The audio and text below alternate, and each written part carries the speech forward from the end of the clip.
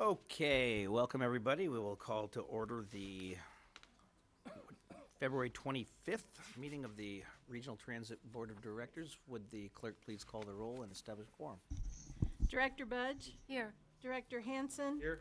Director Harris? Here. Director Howell? Here. Director Hume? Here. Director Jennings? Here. Director Miller? Here. Director Natoli? Director Chenier? Director Cerna? Chair Kennedy. Here.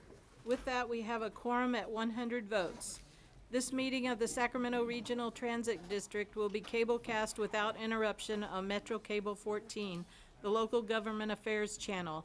Tonight's meeting will air on Wednesday, February 27th at 6 p.m. and webcast at www.sacmetrocable.tv. It is also closed captioned. Members of the audience wishing to address the board should fill out a speaker card located at the rear of the room and provide it to me or Adam. Please speak into the microphone and state your name for the record. We would appreciate everyone turning off their cell phones. Thank you. Thank you. And would you please join me in the Pledge of Allegiance? I pledge allegiance to the flag of the United States of America and to the republic for which it stands, one nation, under God, indivisible, with liberty and justice for all. And might I say that was one of the most enthusiastic pledges of allegiance I've heard in a long time. With that, we have the consent calendar items 1 through 4.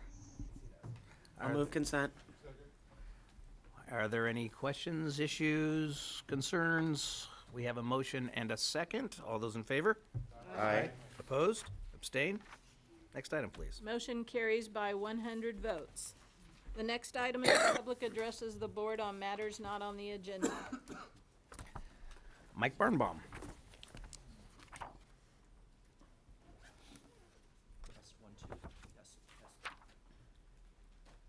We're going to turn it on.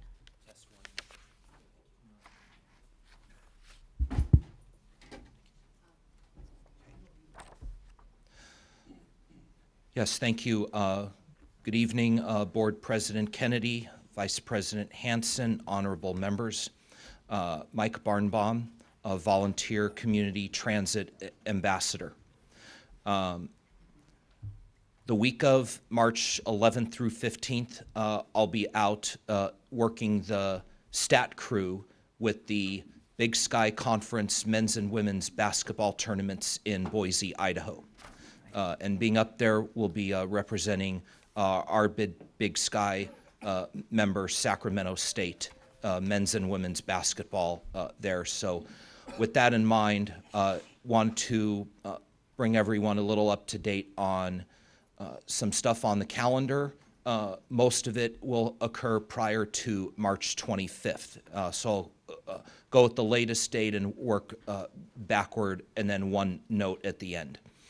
On Friday, March 22nd in Stockton will be the meeting of the San Joaquin Joint Powers Authority, and that will be in the board chambers of the San Joaquin Council of Governments on East Weber Avenue near the ACE station, but it is also within walking distance of the Amtrak station in Stockton. On March 18th, at 6 p.m. On Florin Road at Woodbine is the next meeting of the Paratransit Board of Directors meeting. And probably the biggest one coming up is going to be a meeting this Wednesday at 6 p.m.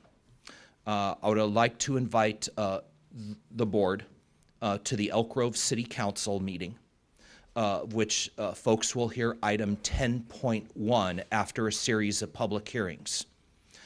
This is a continuation of the meeting held in December, which folks have worked on very long and hard hours to come to a consensus and bring an item to the council looking forward to contracting, annexation, and regionalization of paratransit services going forward. So we hope if your schedule allows, again, that's this Wednesday at 6 p.m., 8400 Laguna Palms Way in Elk Grove. And then the note I wanted to let you know, you're going to have later in your board packet a brief report on the Capitol Corridor Service. Although it is indicated that the next meeting is in April in Martinez on the 17th, the board has had a history of typically canceling the April meeting. If that history does happen to continue, I just want to note for the record that the next meeting then following that on the schedule will be on Wednesday, June 19th in the BART boardroom in Oakland, California. Just so you have everything straightened for your calendar. Thank you. Thank you, Mike. Jeffrey Tartagia. Do you need a microphone, Jeffrey? Yeah, I think so. Let's get a microphone over to Jeffrey.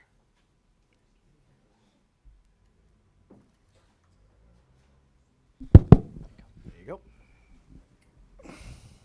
Chairman Patrick Kennedy, Yes, sir. co-chairman, board.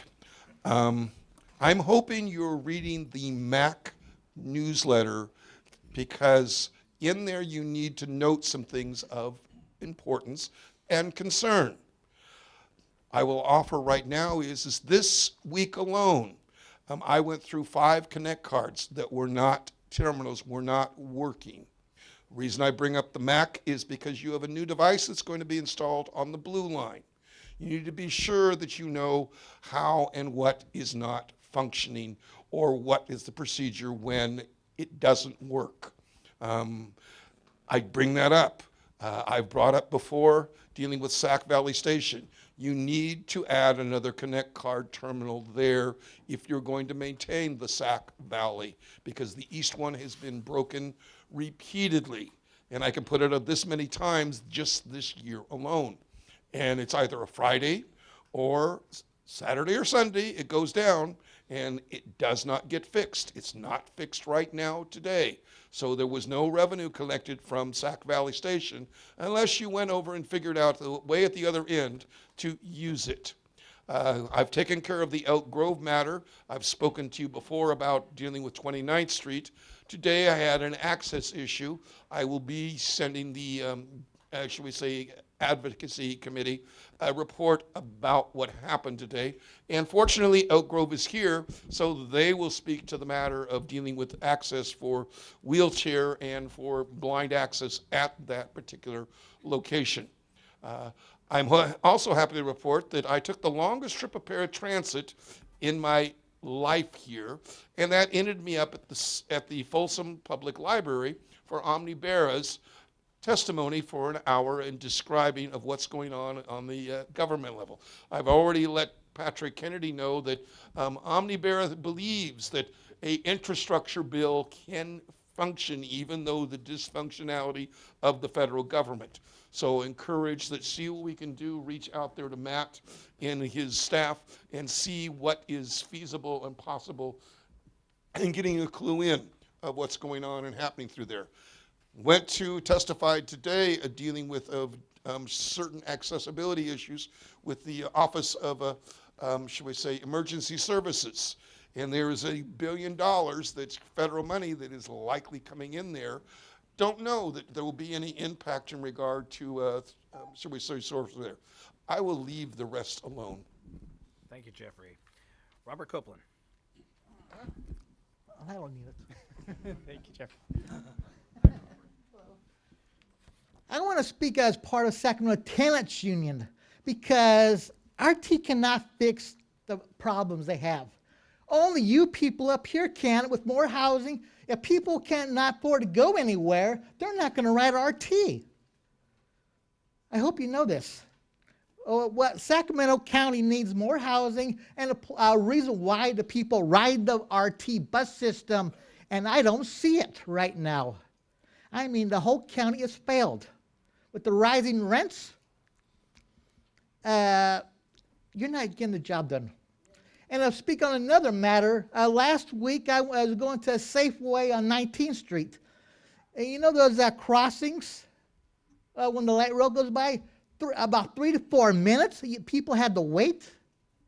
That's intolerable. And then after it got past the 19th Street, it stopped. There's no light rail station on 19th, as far as I know. So you need to fix those problems. Thank you. Thank you, Robert. Next item, please. Next item is item number 5, resolution approving the renaming of the 39th Street Light Rail Station to the 39th Street UC Davis Health Station, presented by Deborah Salinas. In the back of the room and at your dais is a PowerPoint presentation.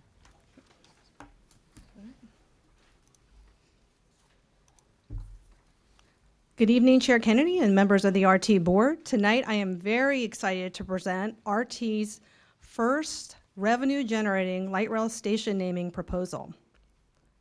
For general reference, I thought I would put this slide up to show where it's located on our system. And then this shows where the station is located in proximity to the UC Davis Medical Campus. The station naming as proposed to you tonight meets all the criteria as set forth in the board-approved naming policy, which states that a station naming would only be considered when a potential sponsor has a geographic, historic, or other connection to a station that would be obvious to SAC-RT customers. And the proposed sponsorship name is part of a street name and/or well-known destination that has a strong nexus to the SAC-RT asset. If adopted, the 39th Street station would become the 39th Street UC Davis Health Station, and this is a sample of some signage. Given our long-standing partnership with UC Davis Health and their strong tie to the region and the station itself, as a side note, they offer free shuttle service for patients and employees to and from the 39th Street station to the campus. Staff recommends that the board approve the renaming of the 39th Street station. Thank you, and myself and Pat Neeser here, Director of Partnerships and Development for the Superlative Group, is in the audience. We can answer any questions you might have. Deborah, how much revenue we generate from this? The revenue will generate, it's $30,000 a year with a 2% increase each year, so that's roughly $335,000 for a 10-year period. Great. Mr. Harris. Well, as it happens, that station is in my district. But the Med Center is in a different council district. Nonetheless, it is used quite heavily by people who work in that area, and I think this is a great idea. I'd like to move approval. Great, thank you. Okay, we have a motion by Director Harris, second by Director Jennings. Is there anyone else that would like to make a comment or have questions? Anybody from the audience? Thank you. All those in favor? Aye. Opposed? Abstain? Motion carries at 100 votes. Great, thank you very much. Thank you. The next item is item number 6, which has been revised. There's a copy at the dais and in the back of the room for the public. It's an agreement with the City of Elk Grove for transit services. 2 actions before you. Resolution delegating authority to the GM CEO to negotiate and execute the fixed route ADA paratransit dial-a-ride maintenance operations contract for service with the City of Elk Grove, and B, conditionally approving the Second Amendment to the service agreement with the City of Elk Grove, presented by Laura Ham. Good evening, Chair Kennedy and directors. As Cindy noted, I'm here tonight to present a potential service agreement with the City of Elk Grove. In January of 2005, the City of Elk Grove assumed responsibility from SAC-RT for transit service and formed E-Tran. They later launched E-Van service to fulfill ADA paratransit requirements. A service agreement was also developed at that time to allow Elk Grove access to the SAC-RT service area with its vehicles and services.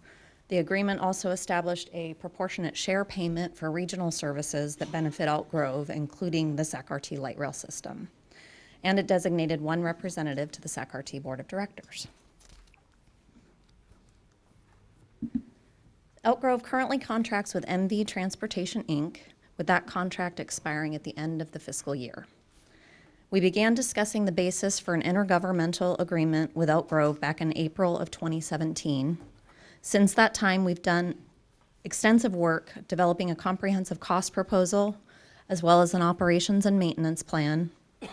And in working together, we've identified a number of benefits, including improved service quality, enhanced employee benefits, economies of scale savings, and a greater ability to collaborate locally on regional transit operations.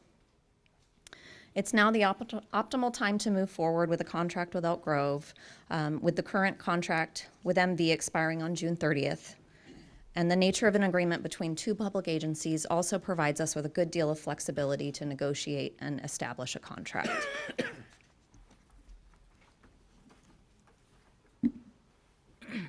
If approved, SAC-RT would begin contract operation on July 1st with a 5-year contract term.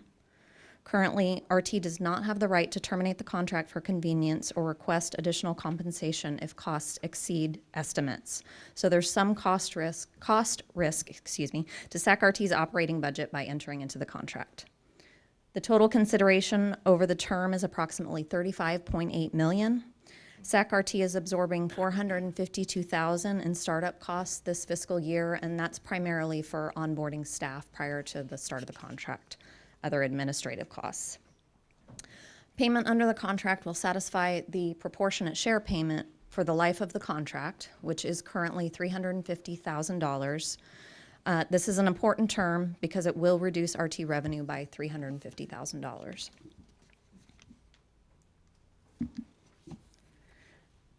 So as I mentioned, the termination clause is important, and some board members have raised questions about this particular clause. So we are presenting a few options to negotiate the termination language in the contract. The first is to keep the existing termination language. Sorry, I feel like I'm bending down here a little bit.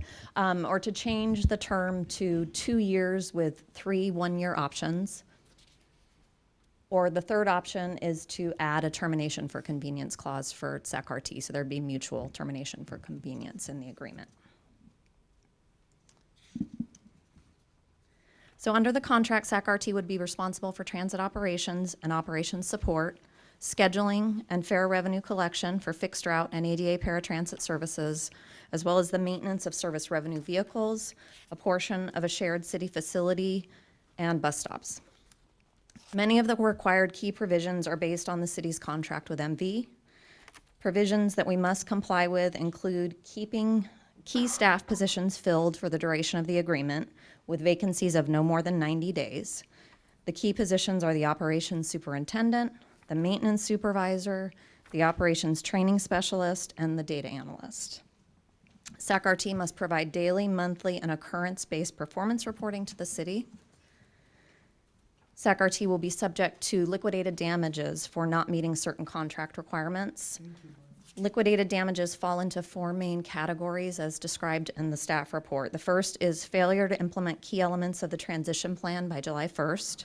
The second is not filling vacancies in key staffing positions within 90 days, as I mentioned. Third is compliance with operational performance metrics after a 90-day implementation grace period. And the fourth is compliance with maintenance performance metrics. Liquidated damages mostly range in amount from $50 to $500. For example, $50 for a first late stop and $500 for failure to pick up passengers. The most severe liquidated damage is $2,500 for failure to pass a CHP inspection. The liquidated damage provisions are described more fully in the written report, as I mentioned. So each party also has responsibility to indemnify for claims and damages due to one another's negligent acts or omissions. It's important to note that Elk Grove has no obligation for claims resulting from SAC-RT's transit operations responsibilities under the agreement.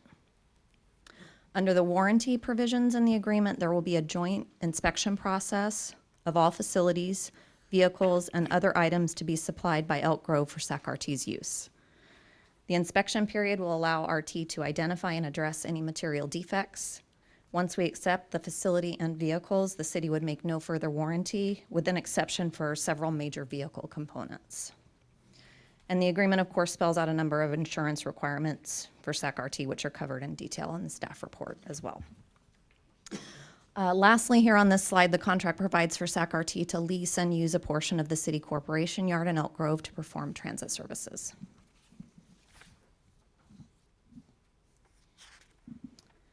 So SAC-RT will operate all routes that the city currently identifies as available to the public. This includes 6 local routes, 10 commuter routes, and 4 Saturday routes.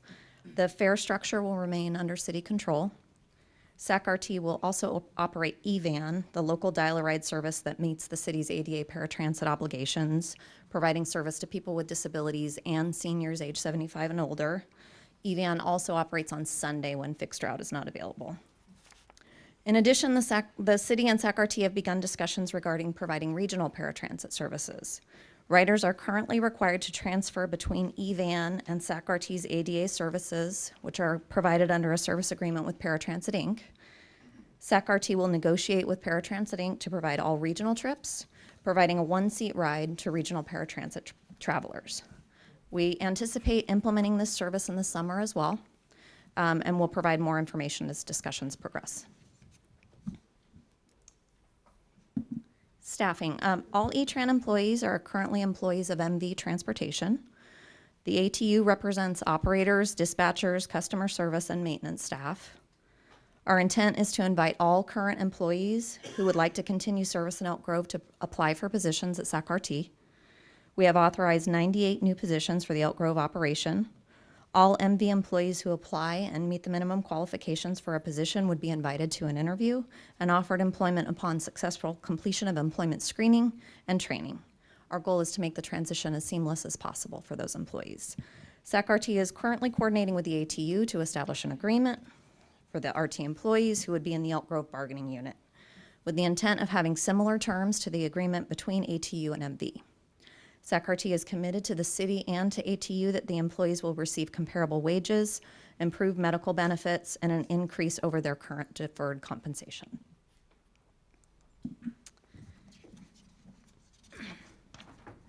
So this slide shows you a little bit of what the organization structure will look like out in Elk Grove and the contract management structure as well. Under the direction of the SAC-RT Director of Transportation and the City of Elk Grove Transit Systems Manager, an operations superintendent will have primary responsibility for delivery and monitoring of transit operations in Elk Grove, as well as maintenance under the contract, including oversight and supervision of dispatch supervisors, bus operators, maintenance employees, and customer service staff. And here's a transition timeline that shows with board approval this week and city council approval later this week.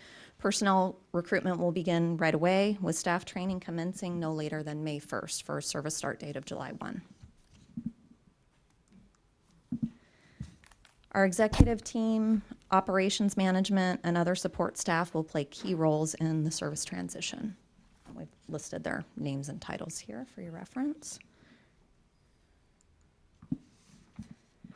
So benefits and opportunities. As stated previously, the SAC-RT Elk Grove contract will provide improved compensation and benefits to existing staff. With more competitive wages and benefits and a larger pool of available drivers, SAC-RT will likely provide greater driver retention and availability for city transit services, improved service quality, and less service cancellations than are being experienced today. SAC-RT also offers economies of scale through consolidation of certain administrative functions and staff. SAC-RT's experienced transit operations staff will expand the depth and breadth of available resources for city transit service. Additional benefits include the ability to collaborate more effectively on regional transit operations and long-range capital and strategic planning efforts. Contracting with the city will provide SAC-RT the opportunity to understand the city's transit operations and future transit objectives, while still allowing the city to maintain oversight and administration of transit services. Annexation may be considered by the city of Elk Grove after a successful contract term. With annexation, we are an even stronger competitor for regional, state, and local funding, and we look forward to discussing future opportunities. So our recommended action: to delegate authority to the general manager, CEO, to negotiate an agreement, as well as conditional approval of the second amendment to the service agreement with the city of Elk Grove. And I'd be happy to answer any questions. And I also wanted to mention that Michael Costa, the transit manager for the city of Elk Grove, is in the audience as well. Laura, I just want to add this. This is a result of an 18 months long intensive and highly collaborative and professional partnership building process. And there are many key partners, made huge contributions on this, process. I want to, specifically first thank our ATU leadership, because, without the ATU's agreement to keep the almost similar, contract terms like MV, is enjoying, we won't be able to have this contract at all, or this draft contract. So I want to specifically thank, ATU President, Ralph is here, oh, he's not here, but make sure, he knows that. And then, the city staff from City of Elk Grove, city manager and transit manager, public works director, attorneys, and other staff. And certainly RT staff. This is a hugely learning experience for us, and we gained a lot. Certainly, we would like to thank the elected officials from both city council, especially our board director and a council member of Elk Grove, Pat Hume, gave us enormous of guidance and support during this 18 months long process. And our board directors, have been giving us lots of guidance through the process too. So this is a very encouraging and a very exciting process. Depend on the directions, both policy bodies, city council and RT. We will work more seamlessly with city staff, and Mike Acosta is there. Stand up, please. He is probably the primary player in this process. So just want to thank the key players. I may forget other players, but I just want to mention this major players, stakeholders. Thank you. Thank you. And with that, I will call Mike Costa.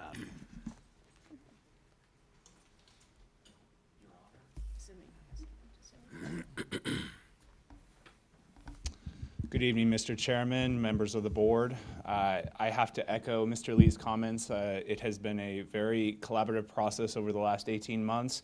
I am very grateful to RT's staff, Mr. Lee and the rest of your staff, for the rigorous negotiations that we conducted over the contract. But I think the contract before you is something that we're very proud to support. And if you do have any questions about any of the terms of those contracts, I'd be happy to answer those for you. Yes, sir, Mr. Hume. There it goes. Well, I'm almost embarrassed that I'm the one that has to get into the weeds on this, but how do you feel about going to a 3-year term with the 1-year extensions as opposed to a 5-year term? It would have to be something that we look at. I think one of the things that was a benefit of this contract from the beginning, 18 months ago, was the cost comparison of RT versus MV's contract. And so with the contract being 5 years with SAC-RT, it afforded the city some benefits with some potential cost savings over over MV transportation. Looking at if that contract were to be reopened earlier than the 5 years, we would have to see what type of cost savings we're going to be looking at if SAC-RT wanted to renegotiate compensation or costs prior to those 5 years. So there is a potential change in, if you open the contract earlier than 5 years, in the cost savings that the city estimated between MV and SAC-RT. And what about the termination clause? So the termination clause, the benefit in the termination clause is if SAC-RT were to terminate the contract, what would happen is the city of Elk Grove would have to, in order to maintain its transit services, go out and procure a contract. That could take upwards of 9 months minimum time. So if we were to even consider that option, there would have to be some negotiation about notification and giving the city enough time to be able to procure a new contractor before SAC-RT were to leave the property and terminate its services. And so under that same line of thinking, wouldn't it be reasonable to assume that there's no way the city could execute a 180-day notice? That's correct. So then is there a reason why we would have that on our side? So if the city were to identify 180 days notice, that could be something that the city could That's a good question. That could be something that the city would be looking at, still providing somehow service, but terminating. I'm not sure exactly how that would look, but 180 days, you're right, would be a pretty quick turnaround even for the city if we were to initiate a termination for convenience. So it's a highly unlikely situation that the city would issue a 180 days notice of termination of convenience, but it is something that was negotiated during the contract negotiations. Okay. Thank you. All right, Vice Chair Hansen, followed by Director Natoli. Thank you, Mr. Chair. Laura, I have a couple questions for you. One, are these buses branded as SAC-RT or they have a different branding? They'll retain all the E-Tran branding. Okay. The staffing, the required staffing that you mentioned, some of it seems duplicative to me of RT existing staff. Is that the case? Like research analyst, I don't totally understand why we would fund a position when we probably already have research analysts. So these, it's a data analyst is the title. So these positions will be dedicated to Elk Grove, to the Elk Grove operation, and actually sited out in Elk Grove at the Corp Yard. So there's some similar titles, like for example, the superintendent and the dispatcher. But do we have those type of people already on our staff doing similar work, but maybe not located in Elk Grove? The data analyst goes a little bit beyond what you might expect by the title. That position actually does a lot of admin support for the division as well. Their daily data entry, the daily logs, manifests, and so forth. The other positions would be duplicate titles, but would need to be assigned out there locally at Elk Grove to manage the day-to-day operations. So you're saying they're not duplicative? Correct. Okay. The liquidated damages provision seems unusual for an agency like us to enter into.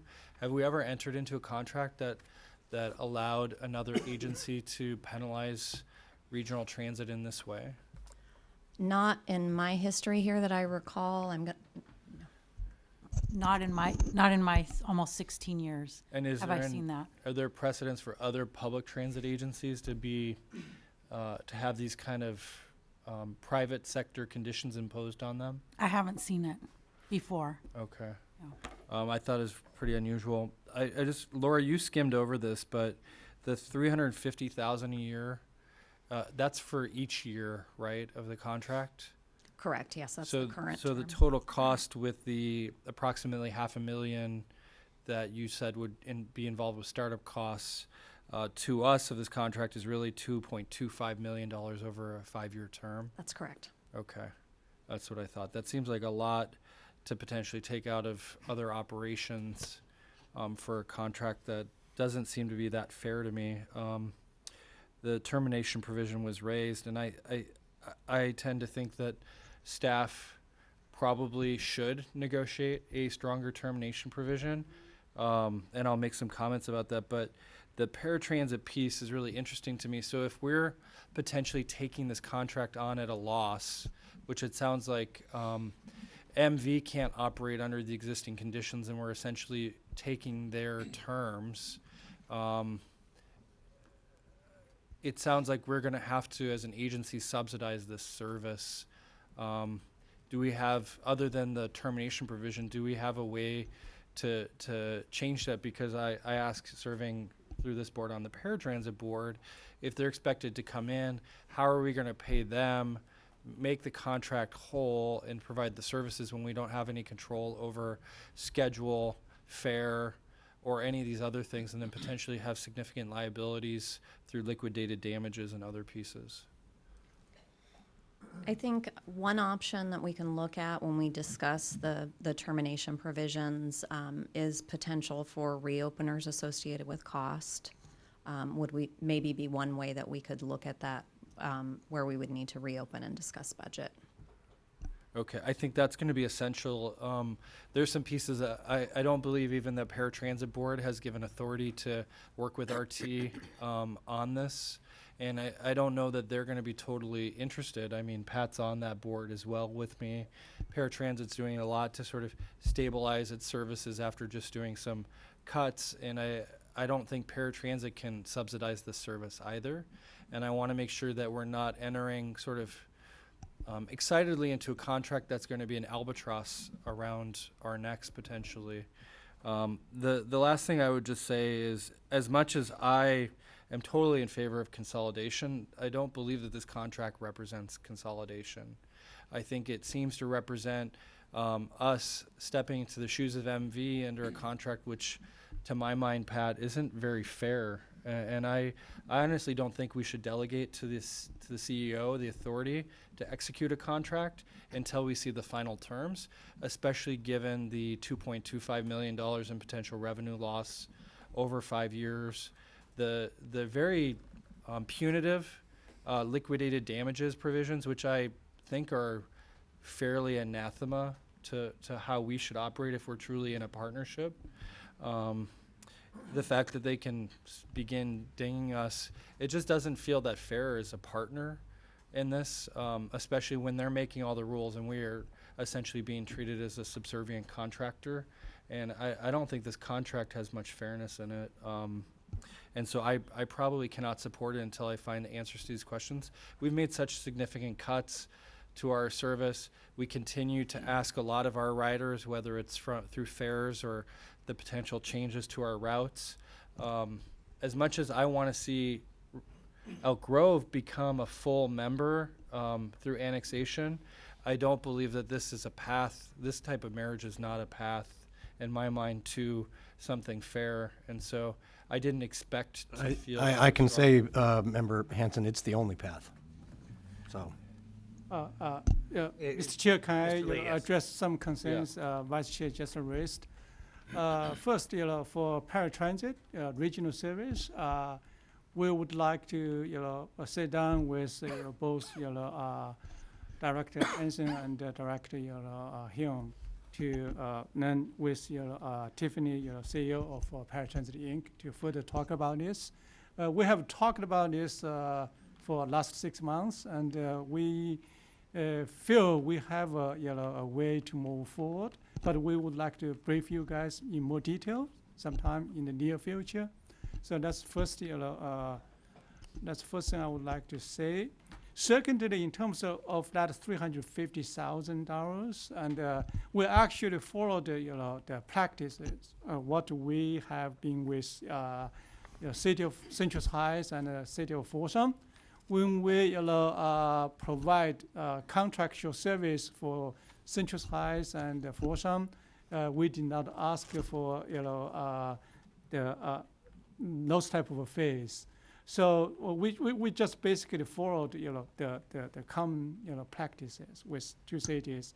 But if we did not provide contractual service for Central Heights or Folsom, we would have charged $200,000 or $350,000 or $400,000 those fees as the general regional transit services we provide to the two cities. So that's why when we take over the service, then we don't have to charge that $350,000. So that's the second point I want to. But do we have savings commensurate that offset that? Actually, the current contract amount is what MV charged to the city.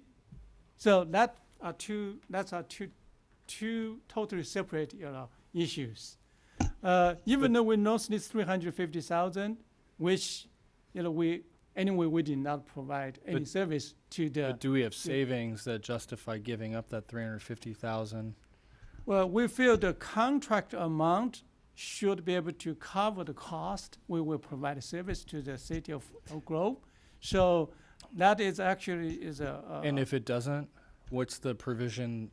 Is this board then going to be asked to subsidize the contract? That is a good question, but again, that's two separate. What is that payment supposed to be? That payment is supposed to like city of Elk Grove enjoys the light rail service to the CRC, those type of stuff. Also, city of Elk Grove, send a representative into our board. So like your director Hansen, or the director, him as a board I director. mean, I love So- that, but $350,000 a year. Okay. Wait. I'll just finish. Yeah. I'll just finish. Yeah, Vice Chair Hansen has the floor. I think, Henry, those are the kind of things that I think prudently and from a fiduciary standpoint, we need to understand how they're going to be. If I would feel better if these were also RT branded buses, because if we're going to take that much risk, we should also enjoy some benefit. And at this point, I don't. So, I'm not going to make a motion at this point, but the motion I would make, if I were, would be to give you the authority to keep negotiating, but to bring back a final contract to us, because I think that this contract isn't ready for our approval yet. Mr. Vice Chair, we would like to, ask city to say if we can put RT's brand on the cars too. In addition to city of Elk Grove, we'll put the brand there. I think, city of Elk Grove probably will be, agreeable on that. That is the second question. The second point you ask it. The first point you ask about the liquidated damage. We have been, hard negotiate with, city staff for at least the last 6 months. And with the reason the staff, brings this up to the board, there are lots of, remedies we built into that. For example, give us for any individual, liquidated damage, and we have like 2 or 3 times,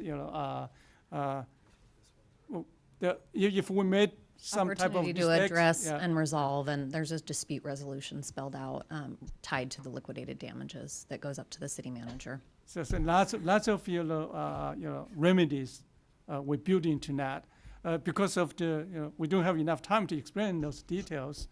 In terms of termination by convenience, staff would like to request about 9 months from our side, termination by convenience with 9 months advanced notice, because city just mentioned 6 months is not enough. So we those type of details we have been really trying to negotiate with city. That's some points I just want to clarify. Yeah. Director Natoli. Thank you, Mr. Chair. A question and then some comments. What is the cost that's in the current negotiated contract for the facilities that we would be leasing from the city and the corporation yard? What is that number, roughly? I believe that there's no. Oh, $1. I'm glad I asked that. No charge, but I'm glad I asked that question first, because then, okay, that's good. So I would just piggyback on a couple items, and I certainly want to commend folks for their effort on this. Obviously, it's been pretty intense, and even with some of the items that have been called out here this evening, I recognize that the clock is ticking as it relates to this, because obviously it's July 1st date, as least outlined here for current service provider and what was being proposed under the RT contract. I would just say that related to the termination for convenience, though, again, not understanding, but more what I've heard here this evening about back and forth, I think it's important for both entities in a partnership to have reasonable amount of time, and certainly circumstances that may not be anticipated at the time we enter in good faith with a contract, assuming we do that. And it was seeming to me, from what I heard from certainly Mr. Costa, but also from Henry and from Laura, that maybe rather than 180 days, that there be a comparable 270-day, which is basically the 9 months, that would allow either party to have the ability for convenience, recognizing it is a partnership, and hopefully one that people will find for the long term as an arrangement that benefits all parties, and certainly the riders and the customers. And so I guess I would suggest that as being something that we ought to consider if you're seeking input here this evening. And the other part of it is that if there was a way to recognizing the offset under the $350,000, and maybe, as Director Hume said, that's the only pathway, is if that's recognized from the get-go. But with the startup cost being nearly $500,000, $450,000 of unreimbursed startup, if there was some way to soften that, at least in this initial year, otherwise we're going to have to absorb that in, I guess, the upcoming fiscal year, as I understand it. So maybe there's a way to balance that out within the contract and negotiations, and maybe it still fits within the overall $35.8 million, but to soften that a bit for, at least for this upcoming fiscal year, and or maybe it's part of this current year, seeing to me if there's a way to look at that, so that, you know, as we get into discussion later this evening on other items, we're trying to absorb a lot of different things and make a lot of changes.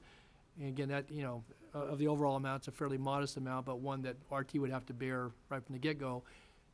Also with that loss of revenue that's been a part of the existing arrangement. I recognize this is a new arrangement with a whole lot of different parameters. So I just offer those as comments. But again, recognize this may not be perfect. I certainly think that a lot of work's gone into it, and that if we're interested, obviously this is kind of a, more than a marriage, it's probably an engagement, because it's going to set the tone for whether, you know, folks you know, stay in over the long term. And I think obviously some of the hesitancy that they've resulted in some of the initial foray by the then new city to go off and run their own transportation service for the past 18, going on 19 years. This is an opportunity, I think, that we certainly couldn't afford to miss, assuming that the details aren't too onerous from the standpoint of regional transit. So those are my comments. Thanks. Thank you, Director Chenier. Go ahead. Okay, Director Howell. Is MV, are they a for-profit company? Yes. Yes, they are? Yes, they are. Okay, so then maybe some of these, because the way I read the staff report, these, the liquidated damages are basically going along with whatever the original contract was. It's one thing to have liquidated damages, in my opinion, with a for-profit company. It's another thing to do it to a public agency. And I have a serious problem with the liquidated damages. You know, most of the damages could occur for a number of reasons that are completely beyond RT's control. If there's a car accident or some sort of a disaster and a bus is late, RT's got to write a check. I have a serious problem with that. We're excluding all of those type of out-of-control conditions. But So- that's not how I read it here. Yeah, we did not really, you know. Yes, we did build in language related to circumstances beyond RT's control in the contract document. Okay, well, that's one issue, and I have the same problem with the $350,000. Even within our control, you know, we still have like 1, 2, 3 times, you know, excuses or whatever, something like that, you know. Then if we can change that, you know, within next 15 or 30 days, they're not going to charge us.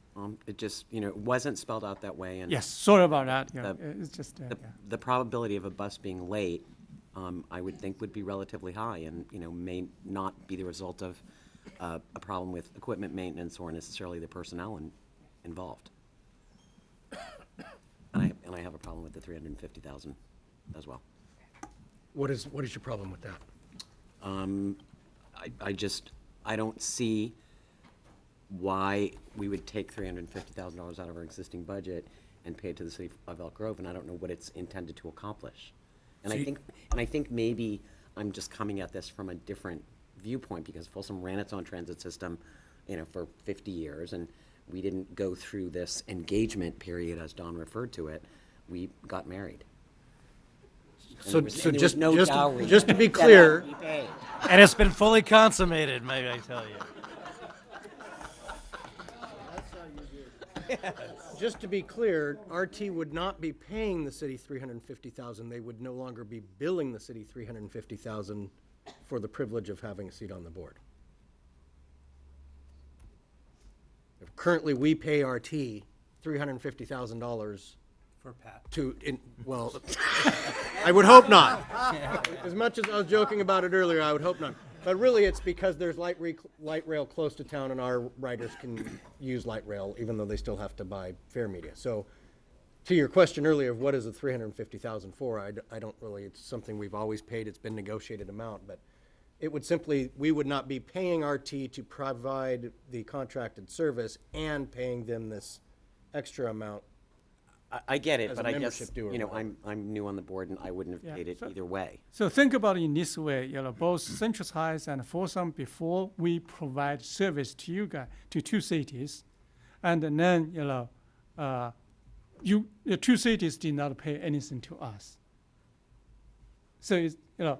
mean, so if we did not provide a service to you, contractual service to two cities, then two cities would have, paid $350 whatever $1,000 to RT because of the service, the general service like library service or whatever we have provide to the general public for the two cities. So it's kind of like we feel it would be fair to both sides if we continue to charge $350,000. No, I don't think we should be charging them and vice versa, so.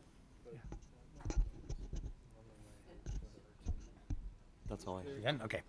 All right, anybody else? Could I ask a clarification on that, though? Vice Chair But Hanson. I believe aren't there formula funds that flow to the city because they're not a member of regional transit, that that $350,000 payment reflects a portion of coming back to us for that light rail service?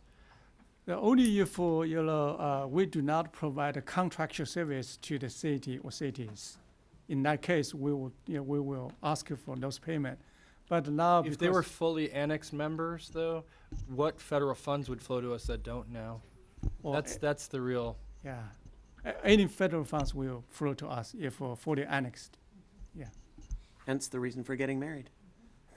Well, they may not want to get married based on this contract. Anybody? Bad prenup. All right. I have no cards on this from the public. What's the will of the board?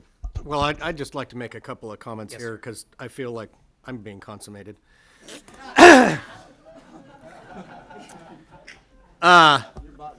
No,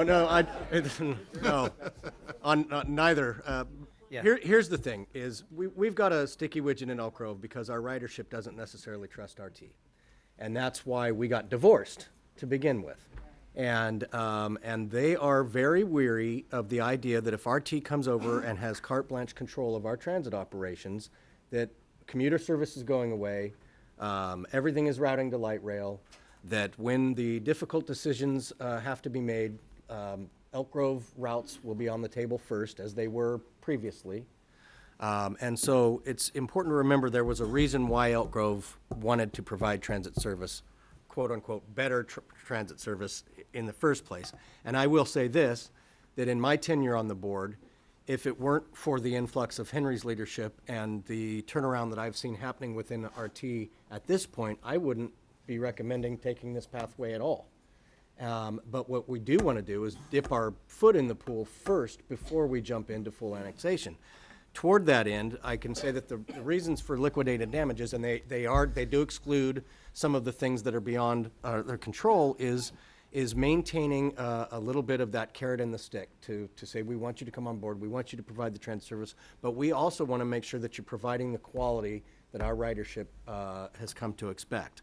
And you're right, it's more common with a private sector than with a public sector, but where I thought you might have been going with that comment is, we've been paying MV to provide this service. They are a for-profit company, so they're making overhead and profit off of what they're providing and what we're paying them.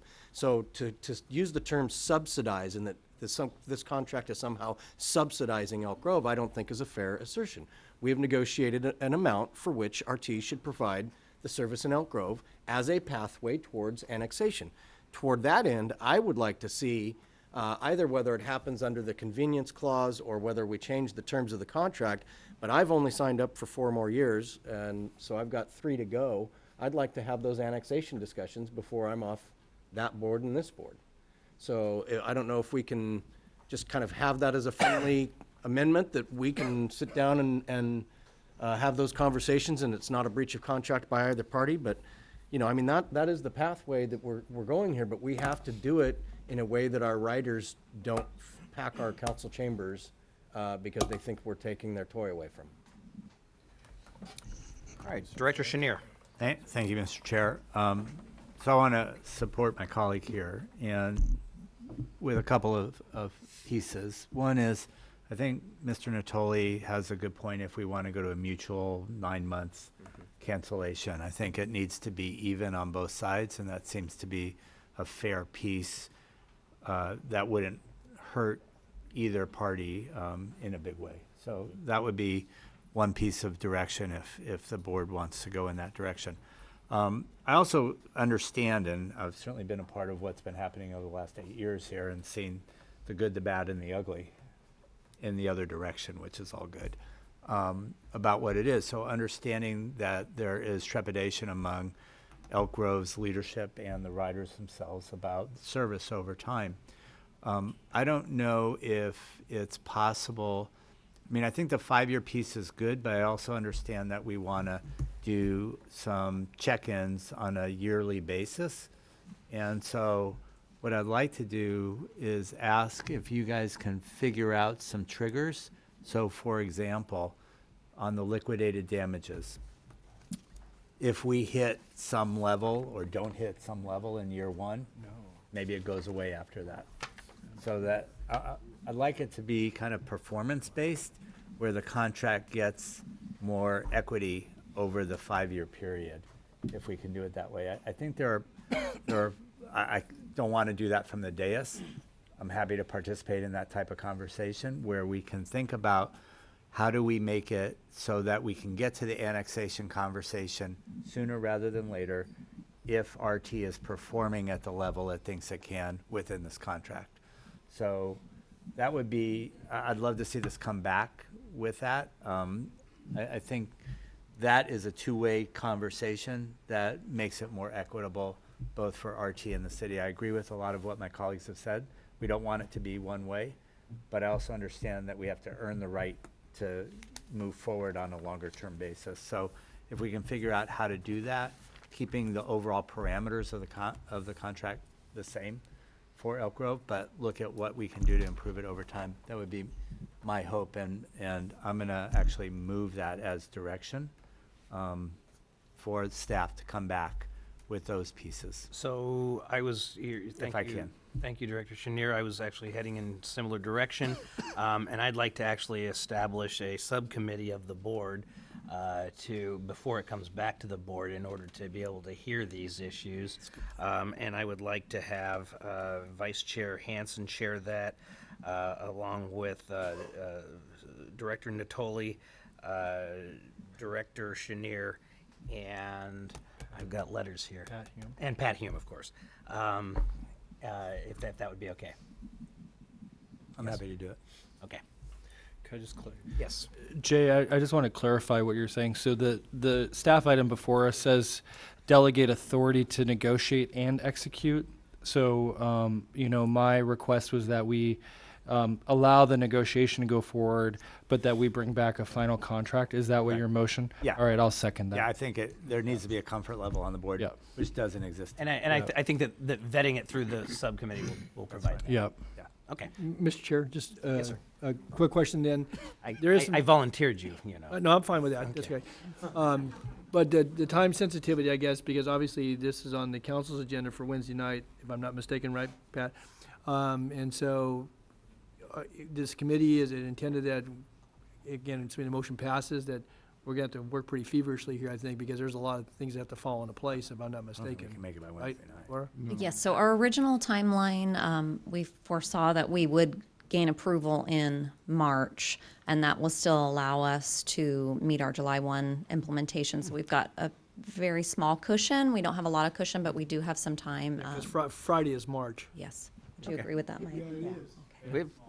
We have very dedicated members up here that are willing to do that. Okay. Ms. Brooks, did you get those names that I did. Okay. Vice Chair Hansen, Director Natoli, Director Chenier, and Director Hume. Thank you. Okay, we have a motion and a second on the floor. Chair, if I might, Yes. you also have a second item here. If you wanted to approve the conditional second amendment to the service agreement before you, there are two items here So you're discussing. the second amendment to the service agreement is the $350,000 proportionate share payment amendment, so Right. I would assume not. Or would you like to delay all I of believe that will be delayed. Okay, I just wanted clarification. So we'll wrap it up. Right. Yeah. Okay.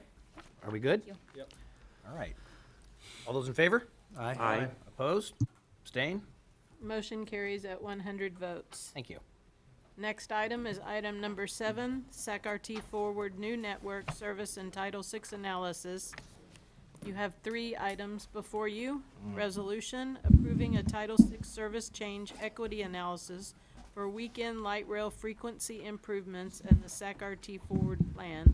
And B, resolution approving weekend light rail frequency improvements that took effect temporarily on January 6, 2019. And C, resolution approving the SAC-RT Forward New Network Plan.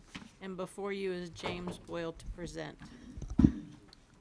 All right, and I will also, from the onset, I will say that we have a pretty lengthy stack of cards from the public, so we're going to limit public testimony to 2 minutes.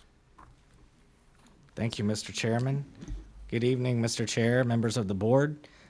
James Boyle, I'm the Director of Planning for Sacramento Regional Transit, and I am here tonight to present to you and talk with you about our new proposed network. We've been working on this for quite a while, and it's an exciting night actually to be up here and to be able to get to talk to you and show you all the hard work that we've done. Mr. Chair, I would like to ask, I have a pretty extensive PowerPoint presentation with lots of great information. So if we could maybe hold questions, and then we'll go through at the end and answer all the questions, if that would be possible. James, you got all suited up for tonight, so yeah, we'll do that. Yeah, that's great. Could have worn my vest. Yes, thank you. Thank you. Okay, so tonight I want to talk to you about our project. I want to show you the work we've done. I want to talk about the public involvement. I want to talk about what we've been hearing from the public and what we've heard. So starting off, this is a very big project. There's no question about that. This has significant changes and impacts to almost every route in our system. So there's no doubt that this is a big project. There are a lot of goals associated with projects of this size. For our project, there are a couple of big goals that we want to focus on and keep in mind as we go through this. One, new regional mobility options. There have been a tremendous amount of changes in transportation and transit within the past 10 years, and even more so than that. But just think about the past 10 years. We have Uber, we have Lyft, we have jump bikes all over Midtown and downtown now in East Sacramento. We have scooters now introduced as transportation options in our downtown area. So there's a lot of changes happening to transit.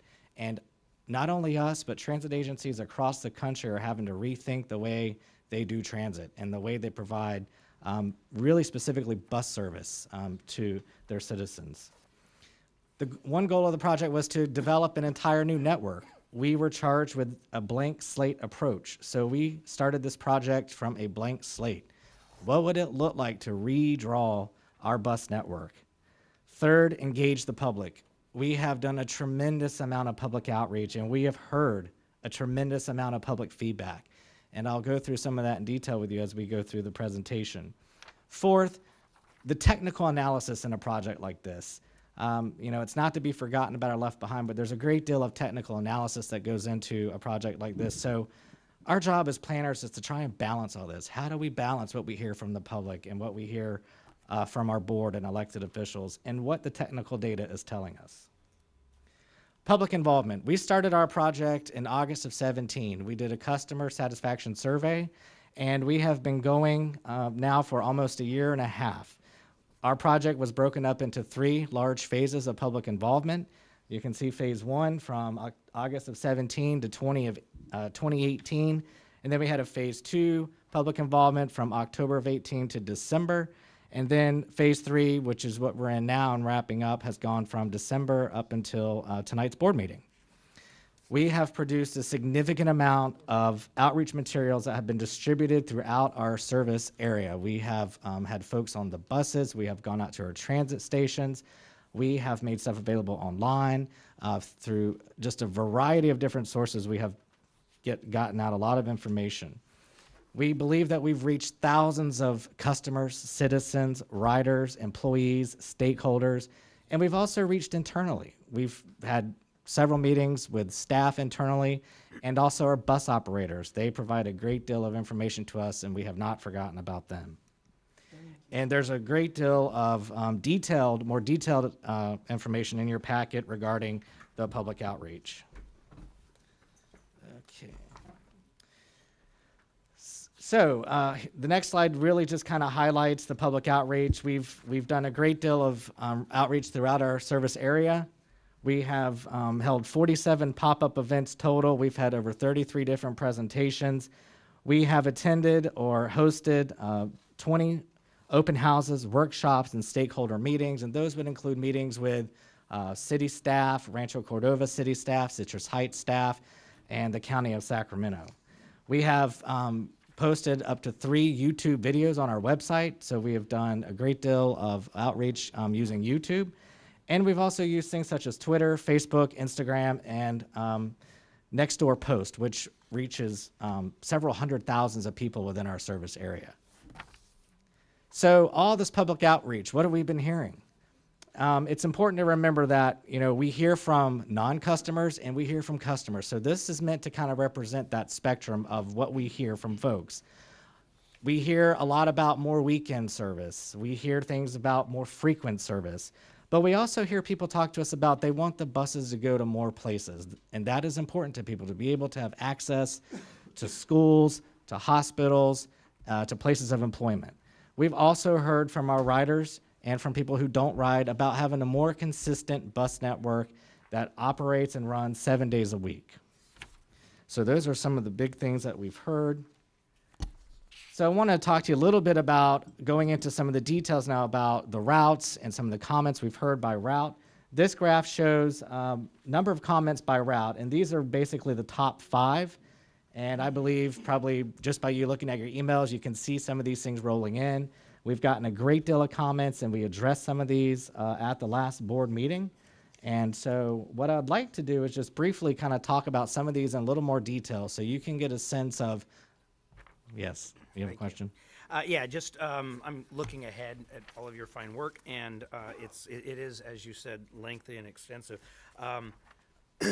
Let's focus on the process and some of the major changes, but I don't know that we need to go route by route. I think we've seen it. That's good. And I was going to tell you that I didn't intend to spend a lot of time on those route by route maps, but I wanted to make sure that you had them for your knowledge. Okay, thank you, Jim. Okay, thanks. So again, quickly, Route 3862, we heard a lot of concerns, and we believe we addressed the majority of the concerns. The Route 34, we heard concerns about cutting to peak hour. It's important to remember that on this route, 51% of the riders on this route are concentrated in the peak hour. Route 13, we've gotten a great deal of comments on that. A lot of the concerns revolve around cutting service through the North Market District and the concerns about walking distance to the bus stop, safety, and lighting as well. And it's important to know that we did put back in 2 morning trips that would serve the majority of these trips as well. Route 2, we've gotten a lot of comments on that. Again, the main concern here is reducing service to peak hour only and not having service in the midday. 62% of the riders on Route 2 are served on 11 peak hour trips, and those trips are not proposed for elimination. So it's important to remember that we're looking at these routes in detail, we're looking at time of day, and we're making the best determination about where we get the most productivity. And I also like to point out that we've added an extra trip back on Route 2 at the 6:02 time period. One quick question. You didn't say how many. We're not doing questions. I know. Go ahead, Jeff. All right, Mr. I can try to answer. It was just 34. You didn't show their boardings. 34. You had it for all the other ones. James, what is, you know, top of your head, 34? I believe it was like 200 or 300 a day, somewhere in that general vicinity. All right, thank you. My board members, we will have an opportunity to ask all the questions. When we come back to 34 on the Okay. we can We'll cover it. Okay. So real quick, existing network overview. We're talking about 70 routes in our existing network. We believe the system is confusing and disorderly, and I think that's easy to see by all the squiggly lines all over the map. Our service has a lot of hourly service, and we believe that a lot of our existing service is duplicative, and that it's also important to remember that when we opened the CRC extension here in the south part of our service area, we never went back and revisited the bus routes. We never changed those routes, even with the opening of the light rail line. So I want to talk a little bit about the ridership on routes and how the system performs today. I think this is important, and it's key to the project. what you see in front of you is a bar graph that shows in yellow, these are the top 10 routes that have the highest ridership by daily boarding. So you can see you have the 51 with over 3,000 boardings a day. The blue on the map on the chart represents those routes that have the lowest boarding, so the 10 routes with the lowest boardings. And you can see they range anywhere from around 300 down to about 142. And it's important to keep this in mind as we go through and talk about these routes, to remember that we really have proposed almost no changes to these routes that perform very well. We have added actually some frequency and more service to these routes. And these routes make up 48% of our daily boardings. So 10 routes in our system make up 48% of our daily boardings. The 10 routes here that we show that have the lowest ridership, they make up about 6.75% of our daily boardings. And these routes here, there's no question that we have recommended changes to most of these routes, if not all. And several of these routes we're proposing for peak hour and not total elimination. Route productivity is another important way that we measure routes and how routes perform. This is a scatter plot that basically gives you an idea of how each route performs. So the x-axis represents frequency. Bus comes every 15 minutes, bus comes every 30 minutes, 45, and 60. We have different standards for different types of routes. So for fixed route service, our standard is basically 20 passengers per hour. So what this shows you is how these routes group and how they function. And so we're looking at our high productivity routes, 51, 30, the 1, and then we move to the next sector of routes, those routes that perform marginally well with 30-minute service, and then to the far left of the axis there are all the routes that have about 60-minute headways. So it's important just to kind of set that stage and let you see how our current routes and our current system performs. This map shows, it's a heat map of our existing system, and the darker the color, which are basically the reds, represents where we see the most boardings on our system. So this is by bus, so you can easily see where we do very well. You can see the 51 here and the 81 and other routes that do very well, and then others where usage is really not that great. So the existing network, so right now we cover about 930,000 and 20% of our service is geared towards frequency. So a quick route comparison. This is Route 51. This is our best route, and there's a few things to look at here. We talk about, routes got the things they need to have to be successful: density, linearity, connectivity. So there's a lot of things that go into making Route 51 successful. And then by comparison, we look at a totally different route, Route 65. This route is very lengthy, but it goes through areas that are not nearly as dense, and there might not even be the right type of infrastructure, such as sidewalks and things in place to support ridership on this route. But there are places in this route that do quite well. So as planners, we recognize where it doesn't do well and where it does well, and we try to make sure that we take care of those areas that are actually using the service that we're providing. Good route design takes into account many things: linearity, walkability, density, and these are all important as we talk about designing our new bus network. And it's important that, we can't replicate 51s over our entire service area, but we should be keeping in mind that we should be doing our best job to develop routes that perform well, that attract riders, and that function well.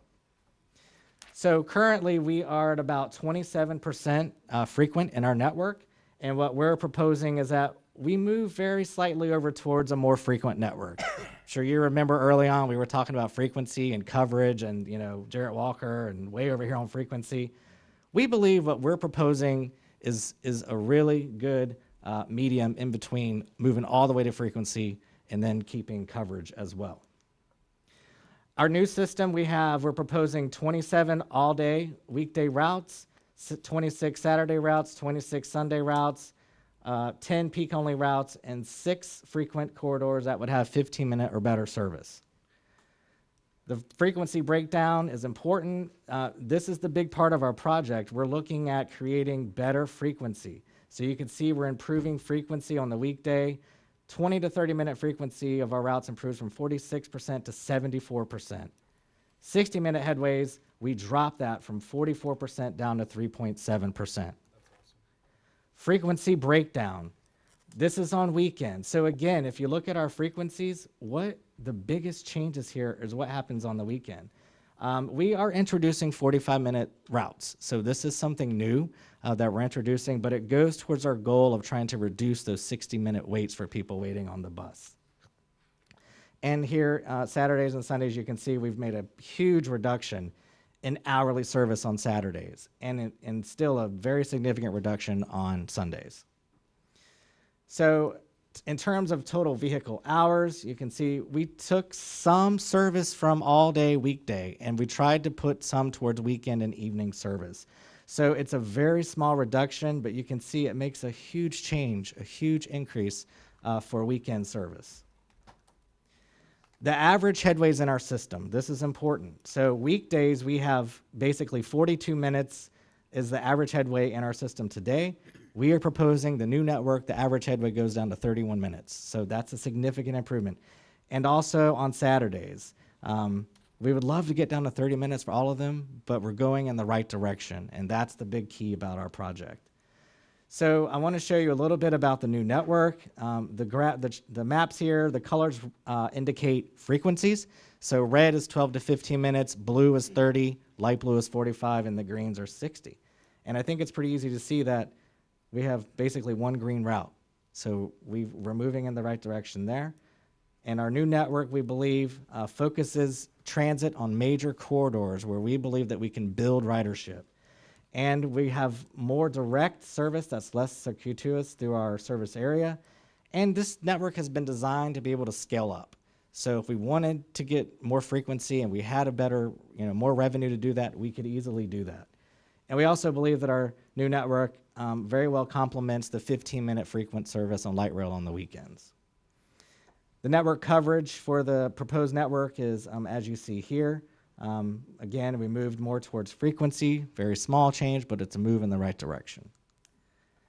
And we wanted to show you the smart ride zones where we have existing smart ride. They show up in yellow. So you got the Citrus Heights and Antelope area here. You got South Sacramento here. And as a part of our project, we're highlighting one smart ride zone there. So how many persons are actually served by the network? This is a comparison of existing and proposed. So here we have weekday network, existing proposed, and the biggest thing to look at here really are the colors. So you can see how the 60-minute service shrinks. You go from weekday existing to weekday proposed. And then really on Saturday and Sunday, you can see that green goes down quite dramatically, and you see a large increase in the blue. So we're trying to give our customers and our riders better service, more frequent service, and that's what this is showing. So what's the impact on ridership? After all of this work, one of the big questions we get is, what is this going to do to ridership? I'm pleased to report to you that we have internally done our own ridership projection, but we also worked with SACOG and their travel demand model to do a ridership projection on our network. So we're forecasting anywhere between 400,000 and up to 1 million additional boardings a year with this new network. Now, it's important to remember that there will be an early loss. So even though we anticipate that over a period of time, ridership would go up, we are going to, when we implement the new network, there will be some decline. But over the long run, we're going to do better, and we're going to get more riders. So that's why I say we need to build ridership over time. It's going to take at least a year before we can accurately measure how this has impacted ridership. We need to create, and we will, more reliable service and better on-time performance. And we will also work on campaigns that will promote the new network and encourage people to try transit, try the new network, and get people on our buses. Bus stops, bus hubs is another important part of our project. It's not the focus of our project, but it's important to remember that infrastructure has to be in place to support a robust transit network. Sidewalks, crosswalks, shelters, lighting, all those things are important. And we have been working and will continue to work with the city and the county, the city of Rancho Cordova and Citrus Heights on making sure that we have the improvements in place to continue a more robust network. And we will continue to do an analysis of bus stops and bus stop spacing. That wasn't the main focus of this project at this point, but as we move forward, that's another aspect of the project that will be worked on. We also have been very diligent about reaching out to schools and making sure that we're talking and communicating with schools. We invited all the school districts to participate in our stakeholder resources group. We have held face-to-face meetings with some school officials. We have communicated with them via email and phone call. And we really are having no negative impact on the service we provide to schools. We cover really about 95% of all schools now in our existing network, and we're staying really about the same for the proposed network, and that's within a half mile of a bus route. And also the school trip service, we currently have 15 Series 200s, and those are the school trippers. And a part of our project, we were looking to add up to an additional 4. So remember, our service area is basically up here, and that's where we focused on. So I'm not gonna go through every single one of these, but I just want to kind of flip through them just so you get an idea of the amount of data that we looked at and how our system that we're proposing overlays on really important demographic data. So what you see here is population density. This is job density in our service area. These are census block groups with high poverty. We have minority census block groups. These are the seniors. We heard a lot from senior citizens in making sure that we're taking care of senior citizens as much as possible. Car-free households, the disabled in our community. And the state of California also has environmental factors that planners and agencies look at when they're talking about new service or new plans. So this is state of California environmental screening. And this slide also is state of California data that shows low income and disadvantaged communities and how our network overlays on top of that. And then limited English proficiency. So the next couple of slides really are just area slides. It gives you a better picture of what we're proposing for each area. So this would be the south area. And we made a lot of changes down here. There's no question about that. And we spent a lot of time down in the pocket area, meeting with folks in the pocket and responding to emails and phone calls. And we're proposing to insert a new smart ride zone here in this area. And then here's CRC, which continue to be a major hub for us. But you can see the system, the network is clean. It's linear. You've got good cross routes, good north-south routes to downtown. Downtown, Land Park, Oak Park. Again, we did a lot of cleaning up in this area. We have good service spread throughout the area. So you see a lot of routes heading into Midtown and downtown, but you also have some good east-west routes as well. The north area. This area, we did some cleaning up as well, and we tried to add a little bit more service to Natomas. And what I don't show on the map is where the Jibe routes actually fit on this map, but there is the Jibe transit service that operates in the Natomas TMA. And we've continued to have really good service on Watt. We continue to serve the VA hospital in McClellan. So we have done, I think, a lot of positive things in the iterations that we've done with the project. The northeast area, this is up in Citrus Heights. Originally, we had proposed shifting some of these routes a little bit further west, but based on public comment and us going back and looking at it, refining it, we basically have put things back. Sunrise Mall, Arcadia is still an important transfer location for us. And then we also have the Lewis Orlando transfer station. And we've added more service in the North Highlands area as well.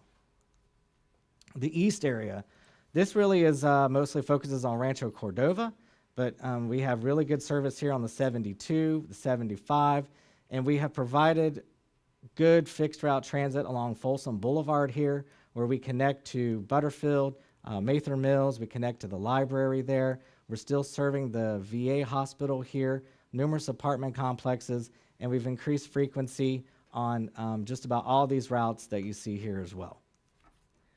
So I'm not going to go into all these. These are all the routes, but I wanted you to see them. So we'll just kind of scroll through real quick.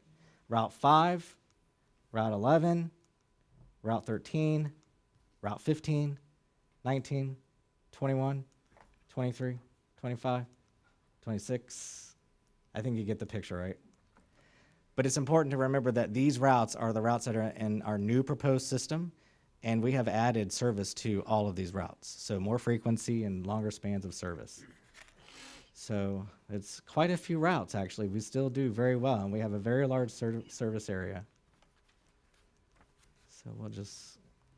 So there are routes that we're proposing to discontinue service on. So I didn't want to skip over these. I want it to be very clear that, you know, there are routes that we have combined with other routes. Smart Ride can serve some of the areas where service might be eliminated. But I want to just highlight them. Route 22, we are combining most of Route 22 with Route 13. Route 24, all of Route 24 area now is covered by Smart Ride. Route 28, we believe patrons and riders could use and access Route 21 and Route 75, and both of those have better frequency and better spans of service. Route 47, the area would be covered by Routes 56, 67, and 81. Route 54, the area is covered by Routes 56, 67, and 81 and Smart Ride. Route 55, we would cover by an extension of the Route 68. Route 65, we would cover this or combine it with parts of Route 61 and 67. Route 74, we would combine with Route 75 and cover the east end, and the east end would be covered by the existing Corda van today. And then Route 80, we would combine service with Routes 26 and 84. And then Route 95, we have joined or combined with Route 93.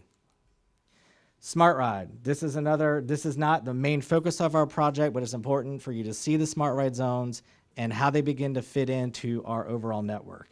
So you can see we have service in Arden Arcade, Carmichael, Rancho Cordova, out here in the Power Inn area, and also down here in Gerber, downtown, and other areas. So there's the Gerber zone. And the downtown zone, we've recommended extending very slightly to cover the River Oaks neighborhood.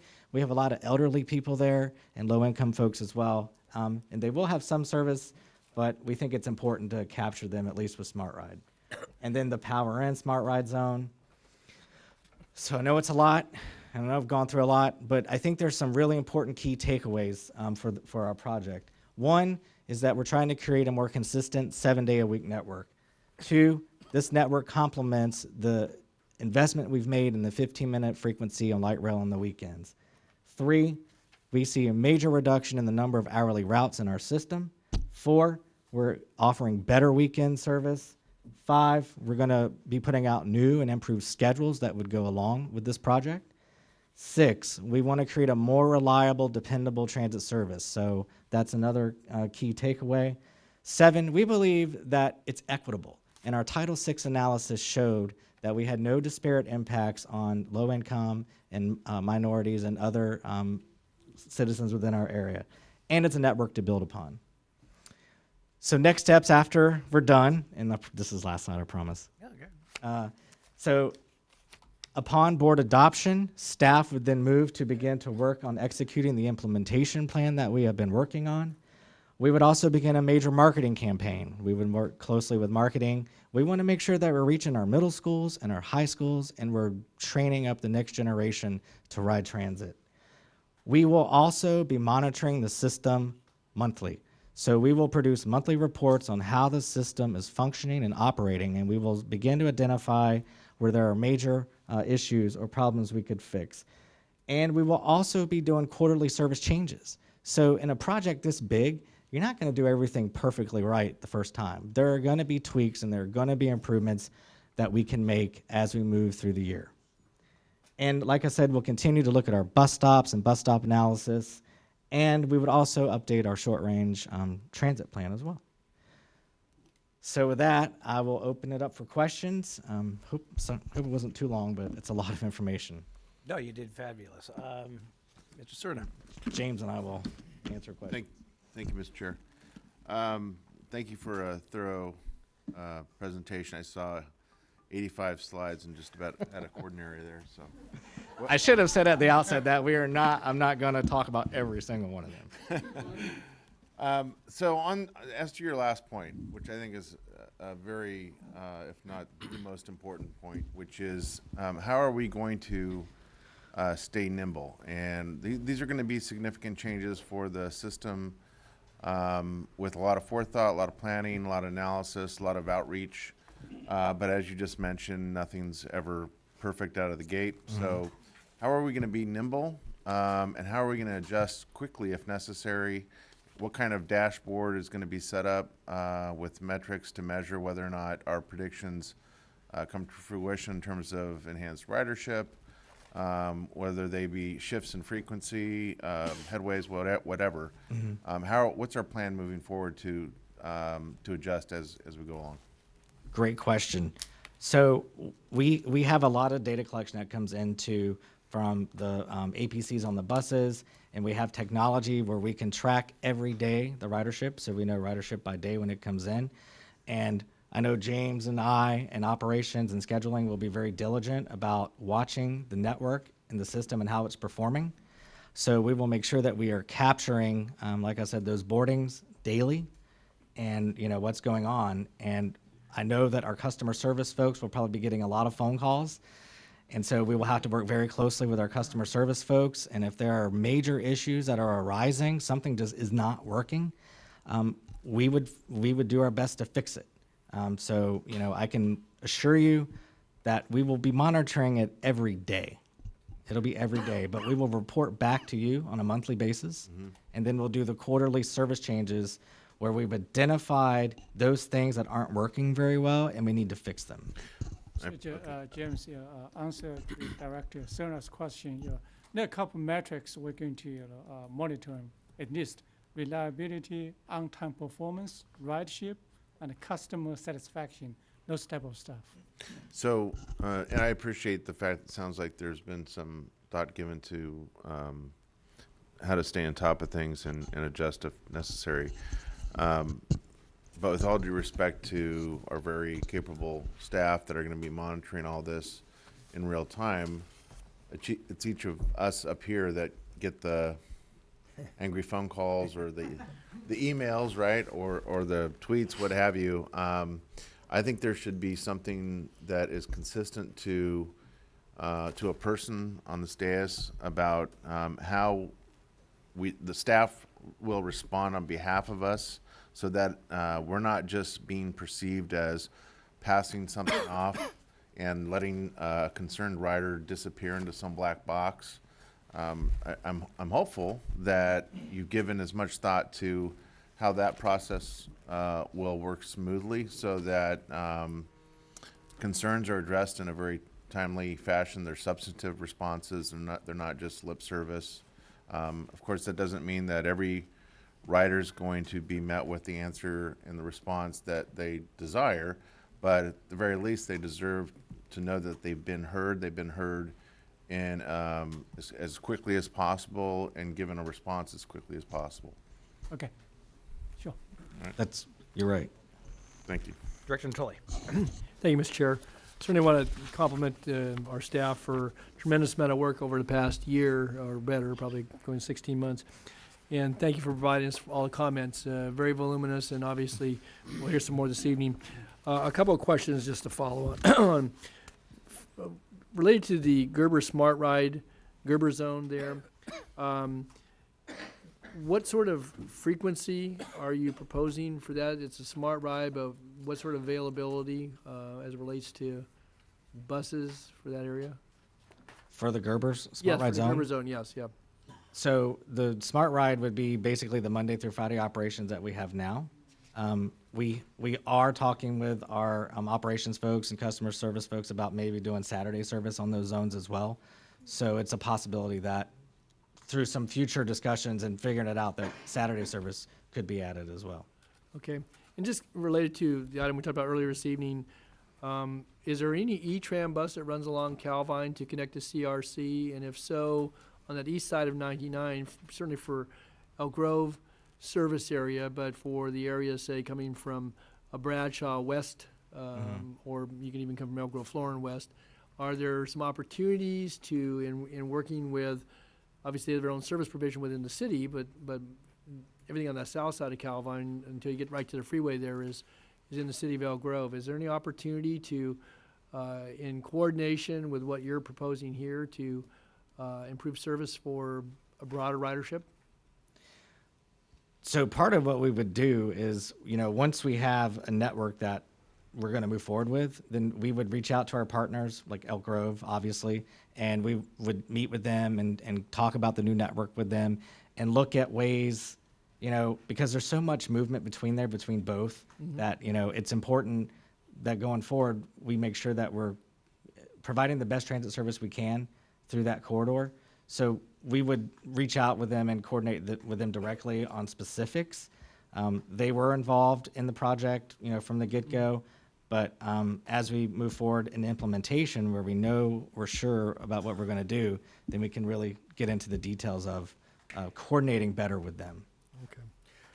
In that same general area, we had actually a student from Florida High School, and the principal wrote in on Route 5, which is proposed to be eliminated, but you're going to keep, I guess, 105, run some peak hour service. But it was also pointed out that, you know, I think we were looking at a school year. Have you extended that service will run throughout the year because of summer school? And they said, obviously, parent engagement, student engagement during the summertime. Did you accommodate that? I wasn't clear from. Yeah, it would run year-round.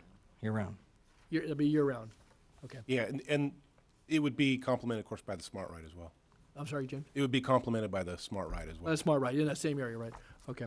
And one other question then relates to the 80 and 84. I know I had some commentary from folks, and if I'm looking at page 22 in our packet on the new network routes, it shows this dotted line on that La Riviera, Folsom to, I don't know if that's Watt Avenue or... That's the Watt Man Love light rail station, I believe. Okay, so I'm not sure which one you're looking at. yeah, it is the Watt Manley. But so what's that dotted line? So the dotted line is what we're proposing on the Route 84 is to keep service on La Riviera Monday through Friday, because we have a really good ridership there Monday through Friday for folks commuting to work.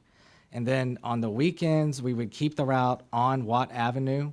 So that's what that dotted line represents. It's the connection of the route going straight down Watt and connecting directly to Watt Man Love. So you have no weekend service on La Riviera. That whole neighborhood between Watt Avenue all the way over to, well, Mayhew, I guess runs all the way to Tiber. So there would be no neighborhood service there. What would be the closest building? So you're right. Light rail, yeah, but you got to get there. They'd have to walk. Rogue River Drive. That's a good jaunt. It's a long walk, but you know we looked at the ridership by time of day, on that particular stretch of the 84, and we saw that we had really strong ridership on weekday. Right. And you know, it's the tough decisions of the project, and you know, light rail is available. I recognize that it is a walk. I mean, it's not a short walk. It's, you know, it's more than a half a mile. Easily. So patrons would have to walk either down to light rail or they'd have to walk up to Watt to get to the service on the weekends. So where would you catch it on Watt? If you're coming straight down Watt, you got American River Drive and you've got La Riviera. You got that interesting rotation there. So where do you catch a bus stop? If you don't come off of Watt, you don't catch it up on the bridge. So there are stops up on the bridge. Actually, on the bridge? On the ramps, like right at the edges of the ramps, there are stops. And you're going to maintain those? And we can maintain those. You can, or you are? We do. Under this proposal? On the weekend. And we would maintain the stops on the weekend. Just one other question regarding that. So have we looked at, I don't know what's the closest neighborhood ride or smart ride in that area, but that's a pretty established population that's had bus service for ages out there. I bet you could go back in your annuals and look at 30 years of established service there. Mm-hmm. Not unlike other neighborhoods. But I'm speaking to this one in particular. So, at least since the late 60s. I guess I'm just curious. Is there any smart ride proposed in that general? We haven't proposed any smart ride for that particular area. Okay. I'll hold my questions for right now. Thanks. That's all I have. Okay. Thank you. Vice Chair Hansen. Thank you. I'll have one question just because I got in trouble last time. Now is the appropriate time. Thank you, Mr. Chair. I just wanted to go back to clarify this downtown East Sac Smart Ride map. Okay. That neighborhood that you call out there. For some reason, on our planning documents, we've called River Oaks. There is no such place other than the River Oaks community in Natomas. That is Marina Vista and Alder Grove. And if we're going to include it, we should include both public housing sites there in the service area. Right now, you've only appeared to grab the Marina Vista site, because that is a very important neighborhood that continues to need more service. For instance, if people there want to go to the medical center on Stockton, UC Davis, thank you for renaming the light rail station, they have to take 2 buses, and it can take upwards of 2 hours to get there. So that leads me to just the last piece, and you don't have to answer it now, but for this downtown zone, I've noticed that you've cut out the hospital in particular from that, the UC Davis Medical Center. So I'm not sure if that was intentional and Sac State clearly is outside of it for probably a variety of reasons, but that's just something I'd like to think about with you. Okay. Thank you. Director Budge. So I agree with everybody. I know we all appreciate the work and the difficulty of pulling this all together. And I appreciate the fact that obviously you need to be sure to talk to all the people who currently ride the bus. But this whole study, the whole outreach, you know, the pages show so clearly that you did outreach to all the people who currently ride the bus, but not to other people. And so one of the letters that I found most powerful was the communications from the parents in San Juan Unified, who provided incredible statistics about the transit dependency of so the huge numbers of kids who go to the schools there, elementary to high school. And obviously you're not going to let your elementary students ride the bus, although I know that in Sac City Unified, when we lived on the border between Folsom Cordova and Sac City, there were elementary kids out on Folsom Boulevard taking the public transit to school.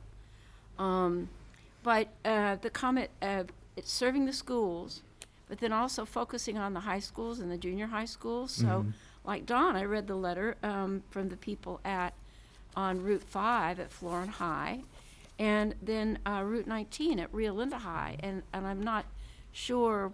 I can see I don't actually know where Rio Linda High is, but you can see where the route is. It's still on the proposed Route 19. You can see where the route is, but it doesn't necessarily say you're going by Rio Linda High School. Right. You know, and I'm sure we all have high schools that are not being served by the network that's being proposed. The scatter chart is really illustrative. You're absolutely right.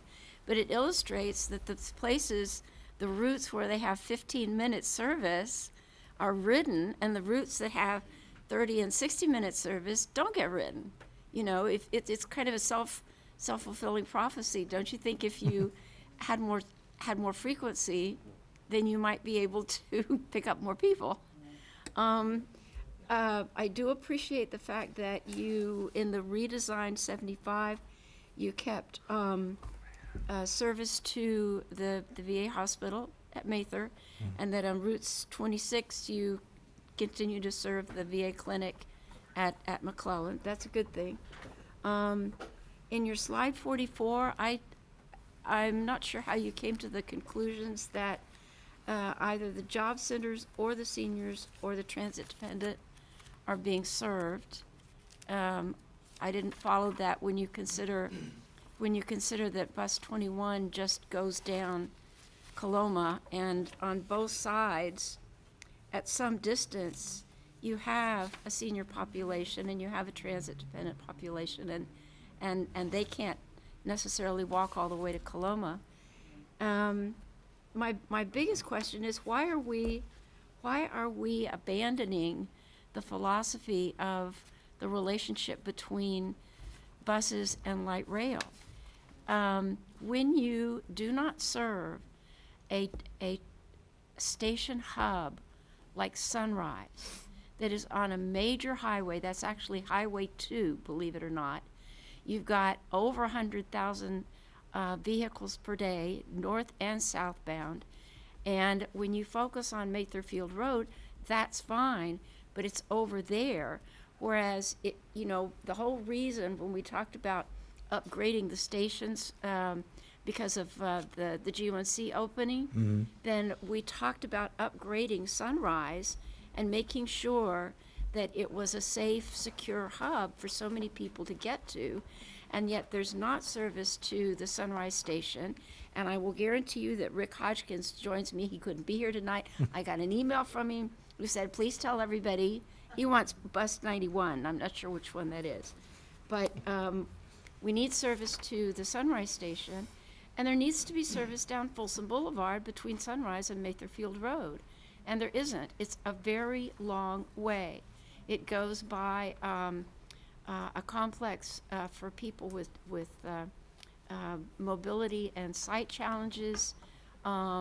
Kinney High, the kids from Kinney High walk along there all the time with the Safe Routes to School project. There's apartment complexes. There's most of our commercial hubs, such as it is, and yet there's no bus in there. And I just continue to question why such major thoroughfares and major stations have been omitted in the planning.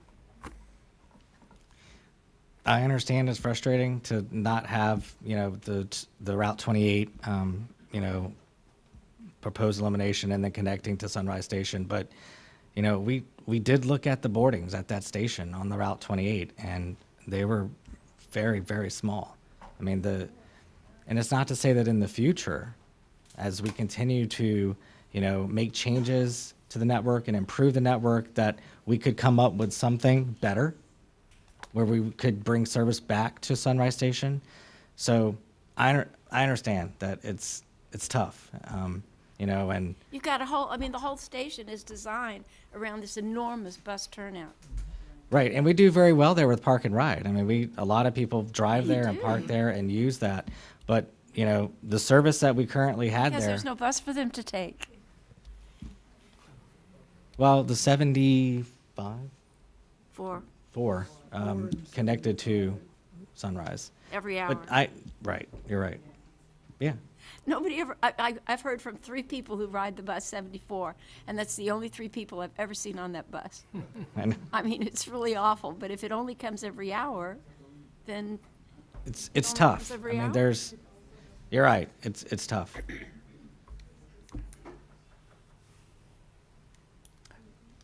Okay, anybody else?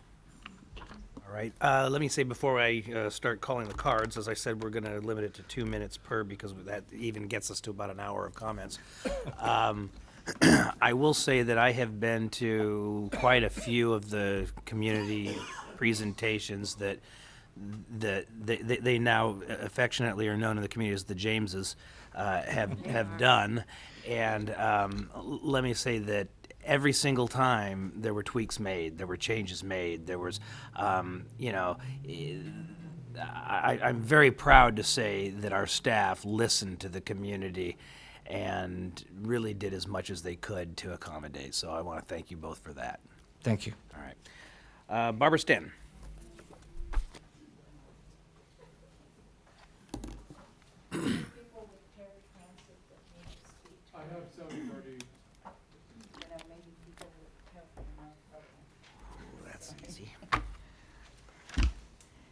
Good evening, Chair Kennedy and directors.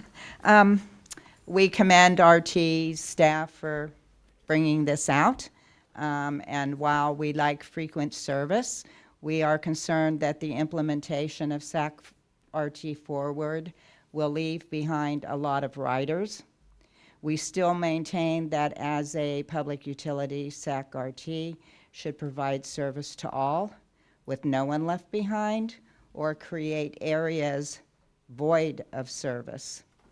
We are concerned that SAC RT is going to rely on smart ride smart RT ride services that are in areas created by the voids that are created. Currently, there are only 2 service areas, Citrus Heights and Franklin South Sacramento in place. They provide limited service hours and no weekend service. And there are 8 other service areas that are supposed to be created. So we'd like to know if those areas are going to be created prior or when the this new network is rolled out. Thank you. Thank you. Nick Bryant.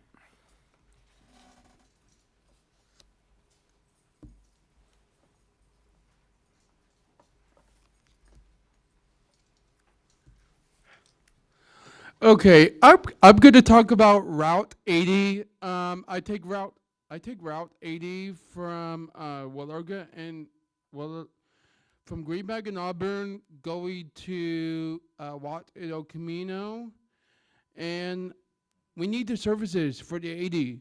And I recommend you guys to keep that route for us because we need those services to go to Greenback and Auburn and catch 93. Thank you. Thank you very much, Nick. Can I see a show of hands of anybody who is challenged by having to get out of here because of transportation needs, time-wise? Okay, I'm going to, Arthur? Mine will be quick. My name is Arthur Ketterling. I was wanting to ask about 23 and 25. I was wanting, I didn't catch it from what James said earlier, but I would like to mention that, ask if you're going to keep 23 at Sunrise, and if you're, because I read like where there was going to be going to ARC, and I was also wondering about 25, if they're going to, if not the 25, if there's a bus that's going to be going like where Manzanita and Winding Way is, where the 25 goes at present. And because I have meetings along in that area, and I was wanting to find that out, especially with 25. I can answer that brief. The answer is yes and yes. The 23 is going to continue to go to Sunrise Mall like it does today, and the 25 is proposed to continue to run on Manzanita like it does today. Oh, thank you. Thank you, Arthur. Helen O'Connell, can we get Helen a microphone, please?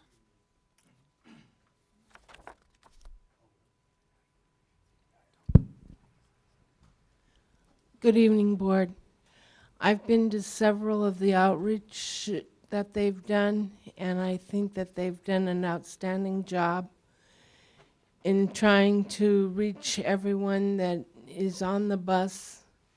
And I'm glad that they've taken their time to fill the niche that they have done due diligence in making this new route system viable, and I support them in getting the new system up and running. Thank you. Thank you, Helen. Trudy Ross, we'll get you a microphone.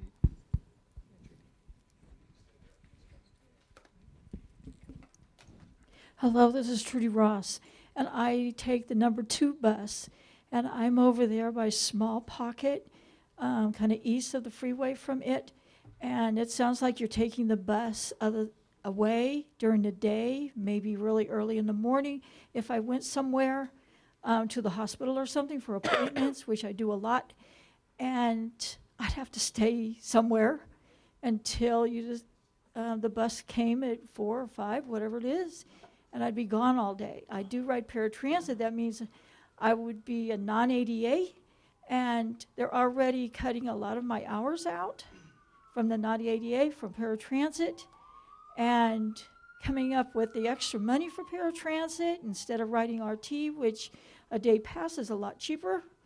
And I go to the store in Rush River, you know, so I can't walk to Southland Park Community Center, I think it is, for the 61, or even to catch a 6. That's way too far for me to walk because of disabilities and stuff.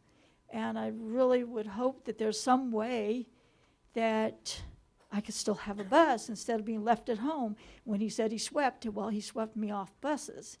So I'm really hoping that something will happen. Thank you, Trudy. Leslie Tom?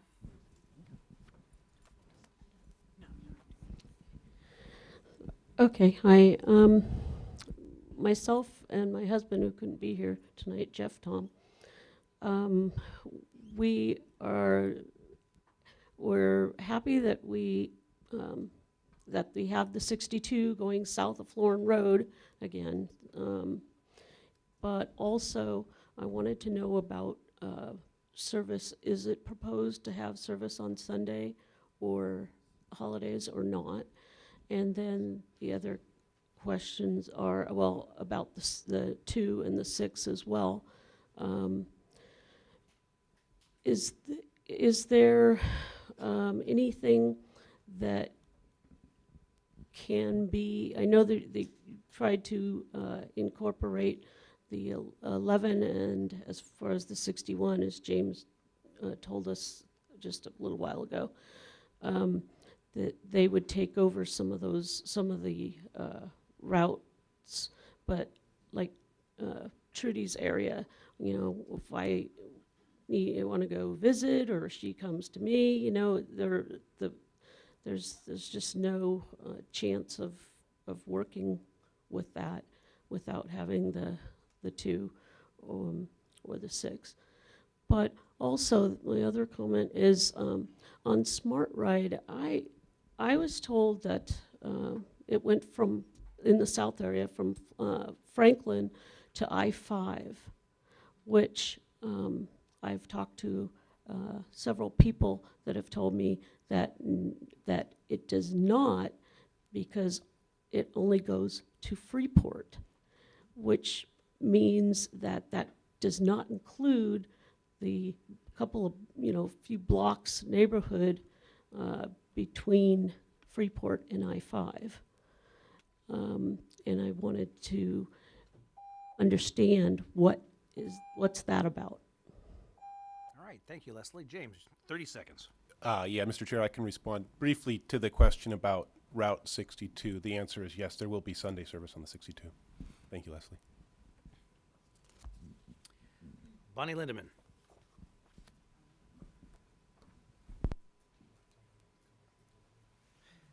And followed by Tracy Schall and Dan Allison. Thank you for listening. You all received my little handout here, and a lot of what I have at the beginning of this flyer is all related to specific people that I felt would be better served on a bus than in microtransit. Low-income people without smartphones are at a disadvantage. Elderly trying to maintain anonymity don't want to necessarily be calling and having a Smart Ride come to their house. Those using ramps and lifts are being very well served on the buses. Those individuals that are relying on these schedules for safety get confused, and so I'm concerned about their safety. Medically fragile riders asked to hang out, or they can't be picked up from a business address. They can't necessarily stand in the shade nor shelters or formal stops. There's a lot of parameters as to that Smart Ride system. And in terms of walking, I do okay, and I'm fortunate, but 2 blocks of walking is equal to 10 minutes of driving. So try to visualize it from our standpoint. I'm concerned about microtransit riders being exposed to more in terms of airborne illnesses in such a close proximity. The routes. Thank you. Oh, thank you. You still have more time. You have 15 more seconds. Oh, good. Okay, I'll take it. Okay, I'll take it. It's the red light that'll tell you. This here is showing that our routes were very poorly timed, and which is the reason why, as a self-fulfilling prophecy, there wasn't any ridership. 28 does not match up with 23, 25, or 95. Now you're done. Thank you very much. Tracy? Chair Kennedy and members of the board, I'm Tracy Shaw, Executive Director for Power and Alliance, a property and business improvement district. Is it tired? Okay, I'm loud. You killed your microphone. I probably did, didn't I? Thank you. Okay, so thank you so much for allowing us to speak. I'm Tracy Shaw, Executive Director for Power and Alliance, a property and business improvement district, as well as a TMA in the southeastern quadrant of the city of Sacramento. And we have a unique position as that we represent thousands of businesses as well as thousands of residents from a multitude of backgrounds as well as different levels within our socioeconomics.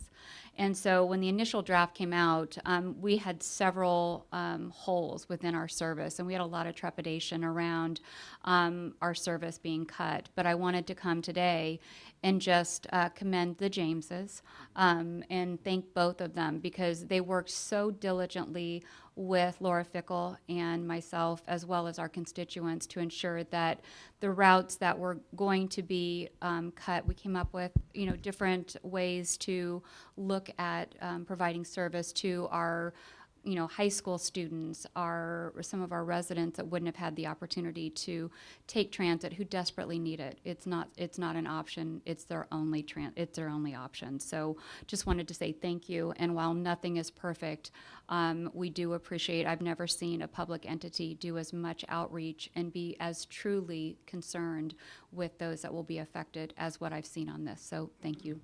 Appreciate it. Thank you, Tracy. And after Dan Allison will be Carol Nelson, and then Mike Barnbaum.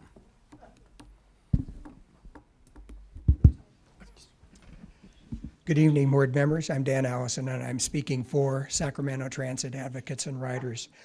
We are pleased to see the new network plan. We participated in the entire engagement process, and we believe that the plan is a good balancing of coverage and frequency, and we believe that it represents pretty well the needs of the community. We do believe that it will increase ridership and therefore reduce VMT and greenhouse gases. We like the focus on higher density areas and significant destinations, but we do recognize that there are equity implications about the changes in routes for moderate and low density areas that are also low income areas. We support the use of Smart Ride to fill the gaps. We're a little bit concerned that it may not be sustainable because of its higher ridership cost, and it may be necessary to bring back some fixed routes in places where microtransit does not work well. And we believe that microtransit should primarily serve to take people to and from fixed routes, bus and light rail, and should not be focused on point-to-point service. A significant investment will need to be made in education for using microtransit and also for riders who formerly did not need to transfer and now will. The airport is a critical destination, and we would really like to see a plan for how the airport's going to be served with higher frequency and longer service span, because it should be part of the network. We appreciate the revision of the routes 30 and 38 so that they do serve Sacramento Valley Station, because it's an incredibly important destination. And when funding becomes available for more service, we would like to see it focused on low-income areas. Thank you very much. Thank you, Dan, and stay tuned for the airport information that will be coming very, very soon, I think. Thank you. Okay. Carol Nelson? followed by Mike Barnbaum. Hi, I'm Carol Nelson. I'm going to talk about the 13 and the 6 route. I would like to see the 6 route stay in the morning, have like a 6-something bus in order to make the 13 route when you only give us 2 routes to State Buildings on North Market. And also I'd like to see somehow you get people from North Market to National. How you gonna plan to do that when you want to cut the route? Because in between where you want to cut on the 13 is where all the people are. You need to keep it on North Market and then give us service in the evenings so we can make it to the light rail and then make it to the bus to the light rail and get our buses to go home and not have to walk so far in the dark and take 5 or 6 boats just to get home. And I'd like to see the 6 improve more too. Because right now it's working pretty good when you get this 6:35 and you can make your 13 bus.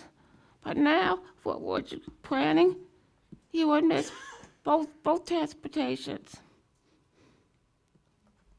Thank you. Thank you, Carol. Mike, and after Mike is Jeffrey Tartagia, and then Deborah Wells.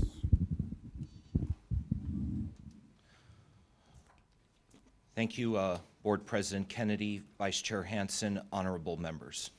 It is with my honor and pleasure that I, Mike Barnbaum, by way of motion to the board, to approve and adopt the SAC-RT Forward New Network, Weekend Light Rail Frequency Improvements, and associated Title VI Service Change Equity Analysis, do solemnly swear and affirm on this Monday, 25th day of February, 2019, that I will support, preserve, protect, and defend the complete redesign of the SAC-RT Forward Network, and that I bear true faith and allegiance to the SAC-RT Forward Network through a collaborative team effort, which will include but not be limited to from Tuesday, February 26th through Saturday, June 15th, education, communication, outreach, training, and yes, riding, that I take this obligation freely, without mental reservation or purpose of evasion, and that through that same collaborative team effort on Father's Day, Sunday, June 16th, 2019, I will well and faithfully implement, execute, and discharge the complete redesign of the bus and light rail network that the Sacramento Regional Transit District is about to enter into. Thank you and congratulations. Thank you, Mike. I think we have a new president. Jeffrey. Okay. Yeah, and none of us are complaining. Well, Board, I will say making a decision tonight is premature. What they have done is a great first step, but as I was reminded last weekend, when Disney on Ice was here for the weekend, that there was no customer service, so there were repeated problems all weekend long with buses. Also, I got to see on the 23 route, the capital needs that need to happen. Because if you're rerouting the 23, I understand you want to get to Howell Avenue, but you taking it through Arden Way is one of the most impacted intersections. So there's capital needs. You've already shown that it's going to cost you at least, I think, $2 more million that are having to be adjusted to do this system. The next thing is scheduling. You've not brought in schedulers to see how with these transfers, this works. All of that's going to take time. You've got Broadway that's going to be majorly altered and changed. You've got Capitol Hotel that the County Board of Supervisors have just approved that's going to make a major bottleneck at L Street. You've already seen what happened when it did it on 8th Street when the other motel was changed and improvised. Also, you will have coming in June, you've got the County Board of Supervisors should have the draft report about the 2,000 plus bus stops, where standards and what they meet. You still have problems right now, Connect Card and other issues, signage on bus stops that are still missing. All of these things need to get corrected if you're going to advance this system. Thank you, Jeffrey. Deborah Wells, followed by Robert Copeland. I can do the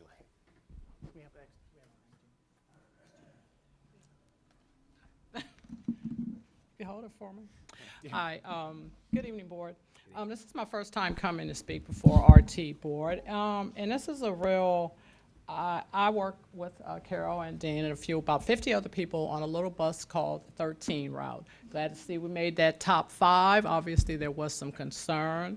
I've been an RT rider myself for about 5 years. I work for the state of California at 1625 North Market, where right now the 13 stops right in front of our door. Awesome, right? Yes, we love it. Now with this proposed change, rerouting it is going to take it away from our doorstep, as well as probably about another 25 people that work on the opposite end of Northgate. And I understand you guys have done a wonderful job. Absolutely, RT needs some redesign, but to take this bus, to reroute the bus that you're proposing, a lot of people have even mentioned they may have to quit their jobs because there won't be transportation to that area. There's a charter school on Northgate. Parents utilize that for pickup and drop off. We appreciate the proposed reroute for the state workers, but again, there are other workers that will be displaced by discontinuing this route as it currently is. We've come to depend on this route to get to and from our respective places of employment. We have suggested at least a peak run that would run in the AM and the PM. We appreciate, again, the 623, 723, or whatever time it's going to be changed to, but we also need to have that service back to light rail, as my coworker Carol indicated. If you could imagine, I mean, we've been told, oh, it's less than a mile, and that's fine. We know it gets hot in Sacramento in the summertime. Walk a mile at 95 degrees after you've worked 8 to 9 hours. Thank you, guys. Thank you, Robert. Mr. Chair, over here. Yes. Could I ask a question of the speaker before she sits down? I have a question. Over here. Over here. There we go. Hi. Are you at Consumer Affairs? Okay, just wanted to know exactly where on North Market you're at there. Thank you. Robert.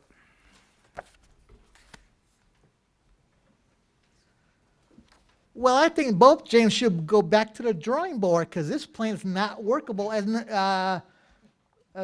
Director Natoli said about people have to walk. That are how would you like to walk over half a mile with a walker?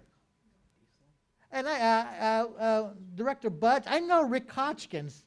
He's a friend of mine. He would complain about this if his favorite bus route was got eliminated or changed. As far as some of these other issues, what happens if you don't make the requirement add ridership in year 2, 3, 4? What are you going to do with the bus system? Once you lose customers, it's very hard to get them back. Think about that before you plan any changes to a bus route. And there's some bus routes that I know are still existing, but no service over on Madison Avenue. They're already gone. As far as outreach, you did a very poor job. I mean, I don't know about some of the other sections, but I think you did a terrible job with this plan. I gave it about 10 to 15% chance of success. Thank you. Thank you, Robert. Doug Dieslin, I believe. Was I close? Yeah, very close. Oh, thank you very much. Good evening, Chair Kennedy and members of the board. I'm Doug Dearlum. I'm here representing the transportation team of SAC 350. And we are pleased by the proposal tonight by the Jameses. Thank you very much. We believe it represents a good balance between ridership and coverage goals. We are pleased that many of the needs raised by riders, although not all of them, and the broader community resulted in improvements, and that many serious impacts on the riders were mitigated. We believe that this long overdue redesign and optimization of local bus service puts our community on strong footing to move toward the mass transit system we need. We support adoption of the proposal with its system-wide improvements. Thank you. Thank you, Dan. Dean Fairbanks, followed by Stephen Barassa. Good evening, Chair Kennedy and directors. Thank you for the opportunity. My name's Dean Fairbanks. I work for the California Board of Registered Nursing, which is next door to the Department of Consumer Affairs on Market Boulevard. I'm here to represent over 50 commuters who utilize Route 13 every day, specifically along the North Market Corridor. We represent state employees, which I broke that down, is roughly 23%. But the majority of them are 77%, and those are the folks that work between Northgate and National Drive on the corridor. When I first heard about the changes, I made sure that our state folks were getting the emails sent to you guys. The gyms did a good job at bringing us 2 routes back, or 2 stops back to Route 13. But it was just really apparent that these folks that work between Northgate and National had no clue. So I represented them. I had them sign and attest to their name, their place of employment, how many hours do they take to commute, and then what legs do they take to commute. So out of 53 of us, we come from 23 area code or zip codes. We spend 118 hours a day on RT. So only 7 of the 53 use Route 13 specifically. The rest of us have multiple trips. I myself, it takes three hours to commute. I take 2 buses and a train. So the time commitment's very important. We suggest having North Market Corridor service during peak times. We suggest 2 in the morning and 2 to get us back home. Walking 2 miles between the corridor without sidewalks is impossible. Thank you. Thank you, sir. Stephen, and after Stephen is Russell Rawlings. Hello, Stephen Barassa. I'm with Ion Sacramento, representing Ion Sacramento. I'm a board member and the chair of the Transportation Committee. We are fully in support of this plan. Very impressed by the phenomenal efforts by the staff and Jarrett Walker and Associates and the outreach. I've gone to 2 or 3 of those. It was right, Jarrett Walker, right? Yes. Yeah, I got that right. I get them confused with Randy O'Toole. They're on opposite ends, but phenomenal. You know, this system is a sprawl network. It's the hardest system to design a high ridership system. It's the hardest. You know, people want to go everywhere to work. They live everywhere. You did a great job. And you know, built into this plan is updating and tweaking. You know, perfection is always a moving target. You're always going to be seeking that perfection. A lot of these route improvements are things that could be worked on over time and may be implemented right away. Also, the outcomes presented are truly phenomenal. The potential ridership gains, 400,000 to 1 million new riders. This is only going to be, I think, more income that can go back in to even expand the network further, I would imagine. So we urge the board to move forward with this, and we support this. Thank you. Thank you. Russell.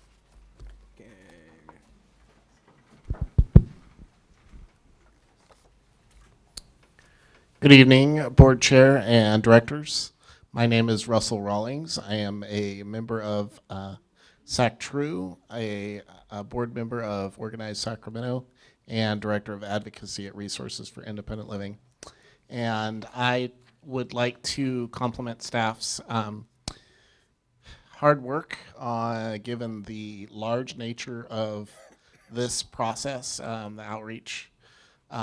We were fortunate to have an on-site presentation and do appreciate that. at Resources for Independent Living as well as at a SAC True meeting.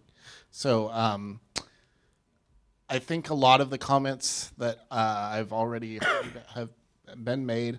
I would like to call out special attention to Director Cerna's comments on the importance of metrics and feedback as we move forward. I would also maybe go a little further and encourage RT to consider continuing outreach even after the implementation of the new network and allow people to talk about their ride, because that's really where you're going to get the buy-in on this. If you're talking about making a major change like this, you're building new identities and you're needing for people to really buy into the routes that they use. Additionally, I have used route number 13. It's been a very, very, very long time. It is the route that serves Fry's Electronics.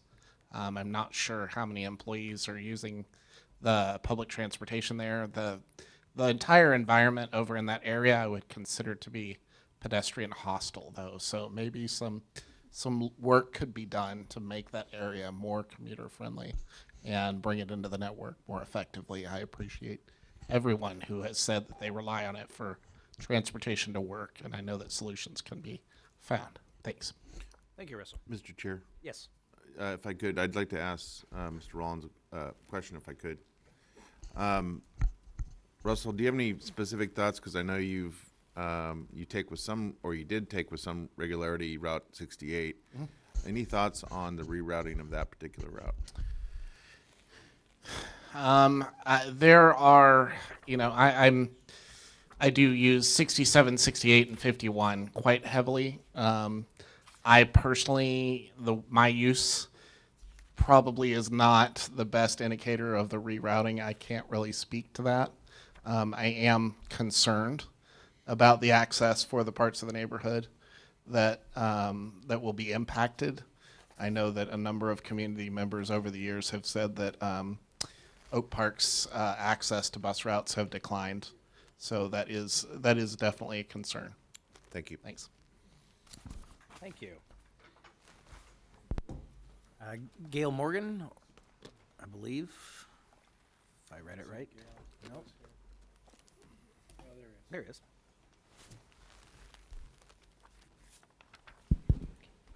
Okay, the mic's back on. So I want to compliment James and James, especially James Drake, for taking a lot of time with me on the whole overview. I don't think I missed a single one of the routes and going over them and seeing the impacts they're going to have. Overall, an excellent job. But like everybody, I found one spot that doesn't work. And so in spite of the incredible improvements for where I live, one of the places I go, he's not going to go there anymore. So I told him I'd come complain, but I understand the process. I'm involved in public life a little bit elsewhere. But I sure would like to see that 19 go down Alberta Road. Really would. And if we could go down Alberta Road and then down to Elkhorn and back, I think that might be I don't know how much more that would cost. I don't know if he's looked at those numbers yet. I just said something tonight about maybe routing it that way. There's nobody to pick up, in my opinion, between Dry Creek on Elkhorn and Watt Avenue on Elkhorn. That's farmland and industrial. So if they could go up and catch us, I know not a lot of people, but it sure would help me. I'm going to have to buy a paratransit pass or however they do that. It looks like individual rides will cost me over $100 a month for my trip up to Alberta. So that's my one complaint. Everything else looks fantastic. I appreciate the work they've done on that. Great, thank you. Joyce Adams Watkins, followed by Zach Miller.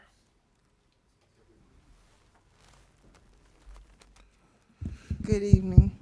I'm a transportation operator, and I'm speaking on Route 80, La Riviera, that area. My concern was my passengers, I let them know about the service being cut. And a lot of them, they use that service right there from going north on Watt, going to Arden, or going east, going all the way to Manlove. And there are seniors, there are students, and there are disabled people, and there are people, regular working people, college students that catch that bus.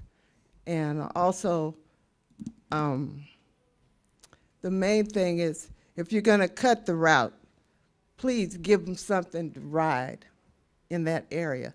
And I understand you're gonna use the 84, but now they're not gonna have a weekend service. I drive that bus on weekends, on Saturdays, and Tuesday through Friday. And I pick up people every day that I go to work. And they use it on Saturdays. People go to church or go to the store, different activities. There are neighborhood apartments over there. I pick up families with children on Saturdays going to the store. Seniors that are disabled, they ride the bus. So I'm here for my people that I transport to and fro. And also the 65. I did that route one day for day off work. Oops. You got time. But my point about that, I let the people know that they were going to cut the service. So, and a lot of them didn't know the information. And my concern is how many people that are doing the work ride the buses? The people that make decisions, what do you do? Do you ride the transportation that you're cutting? Right. Thank you. So thank you, Joyce. Joyce, I also want to thank you for being here. I'm over here. Thank you for being here to advocate on behalf of your riders. That's really phenomenal. Zach Miller. Followed by, I believe it's Mary Beth Barber. Good evening. I'm here to support the plan, and in particular the changes to routes 30 and 38. It's a very innovative solution, doubling up those two on J and L streets.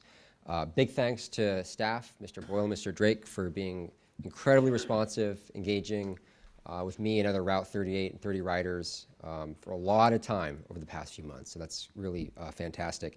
I want to flag one potential issue, because we all want this plan to work, right?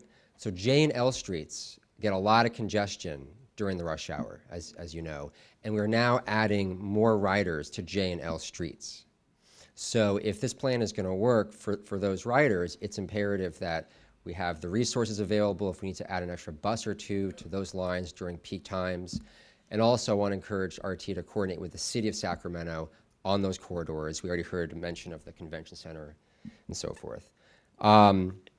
Lastly, I'd love to see 1 million more RT riders, right? That would be fantastic. And this is a plan that I think comes from a perspective of investment, which is wonderful.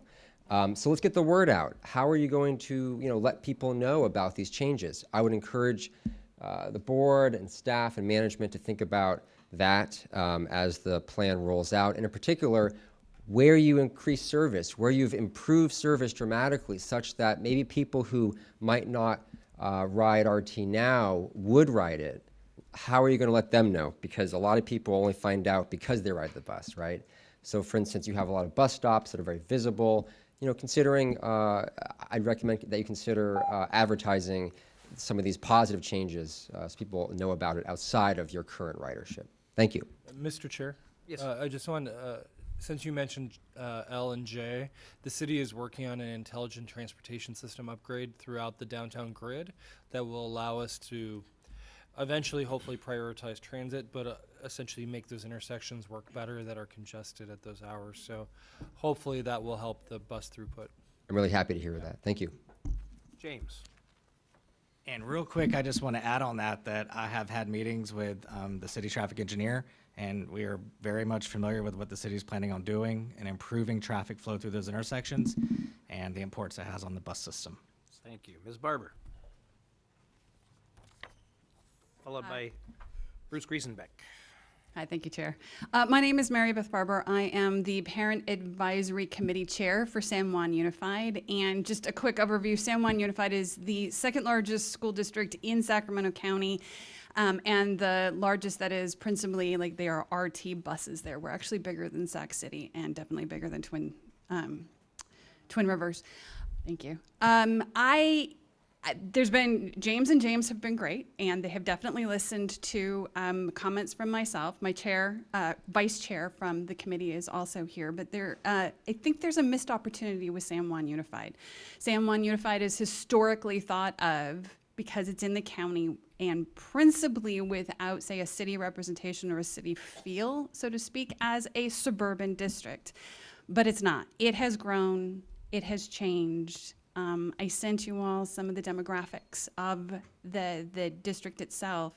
And at least from the observation from a parent who's part of the local control accountability plan, I don't think San Juan really realized how much they needed RT.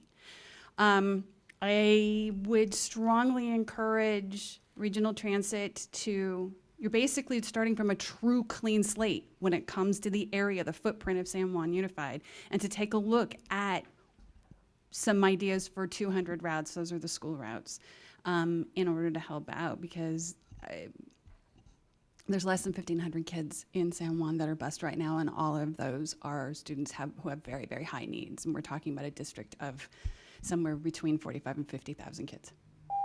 Mr. Chair? Yes. I just wanted to emphasize, to point out, we heard you and we discussed, potential additional services for the San Juan, Unified. Mm-hmm. And I think on slides 20-some, whatever, we said we add 4 school trippers or school, peak time service for specifically for your district. And we would like to work with you to say, find out, the most,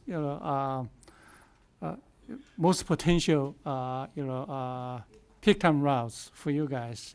So we will work with you. So this plan already include 4 for you. Okay. Thank you. You're welcome. And I'll just follow up with that by saying that, Mr. Lee has steadfastly maintained throughout this process that of the impacted riders, that our students would be a top priority in protecting their service. So The problem is that there's not current ridership. Right. There's a disconnect. The county never thought of itself as or San Juan as a key area to even consider the bus. You've been heard. Thank you. Thank you. Bruce. Yeah, Bruce Griesenbeck here on behalf of Sacramento Area Council of Governments. Just speaking in support of the effort that you're going through. Understand there's a lot of harrowing choices that have to be made. If we had plenty of money to provide service to every last corner of every last part of this region, we wouldn't be here. And if we hadn't seen pretty significant ridership drops over the last dozen years or so, we wouldn't be here either. We do applaud the effort that RT staff has gone through. I'm also a huge fan of the Jameses, as well as Laura Ham and others who really did work very hard to initiate this project and stuck with it for 16 months. And the concept of providing more frequent service on a more concentrated network with longer hours is a good one, even though it does require some harrowing choices, and obviously you're in the middle of that. We applaud you and encourage you to stick with it and make the final tweaks and changes that you'll be needing to make to satisfy as many people as possible and get moving with it. Thanks. Thank you, Bruce. Charlotte Smith.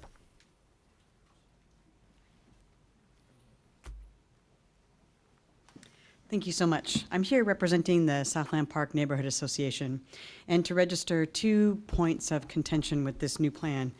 And we did submit a letter, and we've also submitted emails from many of our residents. Yeah, more than a couple. So 2 points of opposition. One, to the Route 6. We do not want to see the Route 6 go to 2 a.m. routes and 2 evening routes. We do recognize that you did allow for an afternoon route that would pick up California middle school students, because otherwise they would have been stranded for over an hour until the next bus, which would have probably wreaked havoc on that neighborhood and probably not worked well for anyone. But, so that still being said, you are still not servicing the Southland Hills Shopping Center, because the concept is then we would make the 62 would divert away from 13th Street, go up Southland Park, but it would turn on 43rd and still not service the Southland Hills Shopping Center. That's a problem because we're going to have an adult daycare facility open there momentarily. And they are actually put into their plan that they're going to rely on an hourly bus service to drop off and pick up clientele who are coming there for the day, to give, you know, workers, people at home that are caring for their elderly parents or other people, a break. So we oppose the changes to Route 6. We also oppose the changes to Route 62 by diverting and going up Southland Park Drive and not going up 13th. You actually are, it's a misnomer. It says right here that you're still servicing Alice Burney K-8, and you're not. In fact, the closest place you could drop off students would be at the very back side of the school, which is not the school, it's actually a residential area. And I just want to make it clear that the whole reason why 43rd Avenue was approved for speed lumps is because we had cars driving in excess of 200 miles on 43rd Avenue. And now you're saying you want to release elementary school age students to walk to school from an unsafe route. This is not a smart decision and will cause havoc in the future. So we strongly oppose these two changes. Thank you. Thank you very much. Thank you, everybody, for speaking. That is the last card we have. Mr. Cerna. Thank you, Mr. Chair. So I know there's been, rightfully so, ample thanks to staff, especially the two Jameses, for exceptional outreach. I think you can certainly take a lot of pride in the fact that you're not just receiving those accolades from us, but from members of the public, and I think that's probably the closest true testament to a job well done that you're going to ever receive. So I too want to add to that and thank you for a job well done. I don't know that tonight I'm prepared to support this. Doesn't mean if it's the will of the board to come back with some refinements, that I wouldn't be willing to do so with those refinements, but I wanted to make some suggestions. 3 points I want to make. First, I guess first is a question. We heard from at least two members of the public this evening that are sight impaired. And it occurs to me that when you have something like this where we're changing substantially, in many cases, routes, the geography of our network, and you have people that are sight impaired that rely on our system on a daily, if not hourly basis, to be mobile in our community. What do we do? What do we do in terms of reaching out to Society for the Blind? Do we, for instance, do we offer additional services to help sight impaired riders relearn new routes so that they understand how to navigate by cane or by animal assistance, pedestrian access to and from their origins and their bus stops? So that's the first question: is what do we do specifically for sight impaired riders? And then let me get through all my comments and questions, and then I'd like to hear the responses. And then I think it's pretty clear to me that the Route 13 issues need some reconsideration. I'm the only one on this board that represents the folks that took time out of their evenings that work for the state, presumably all for the Department of Consumer Affairs. And I take to heart their concerns, and I understand that this is a tough exercise for everyone. We have to be willing to understand sometimes there's going to be some temporary pain for the greater good of the system, to make the system better for everyone.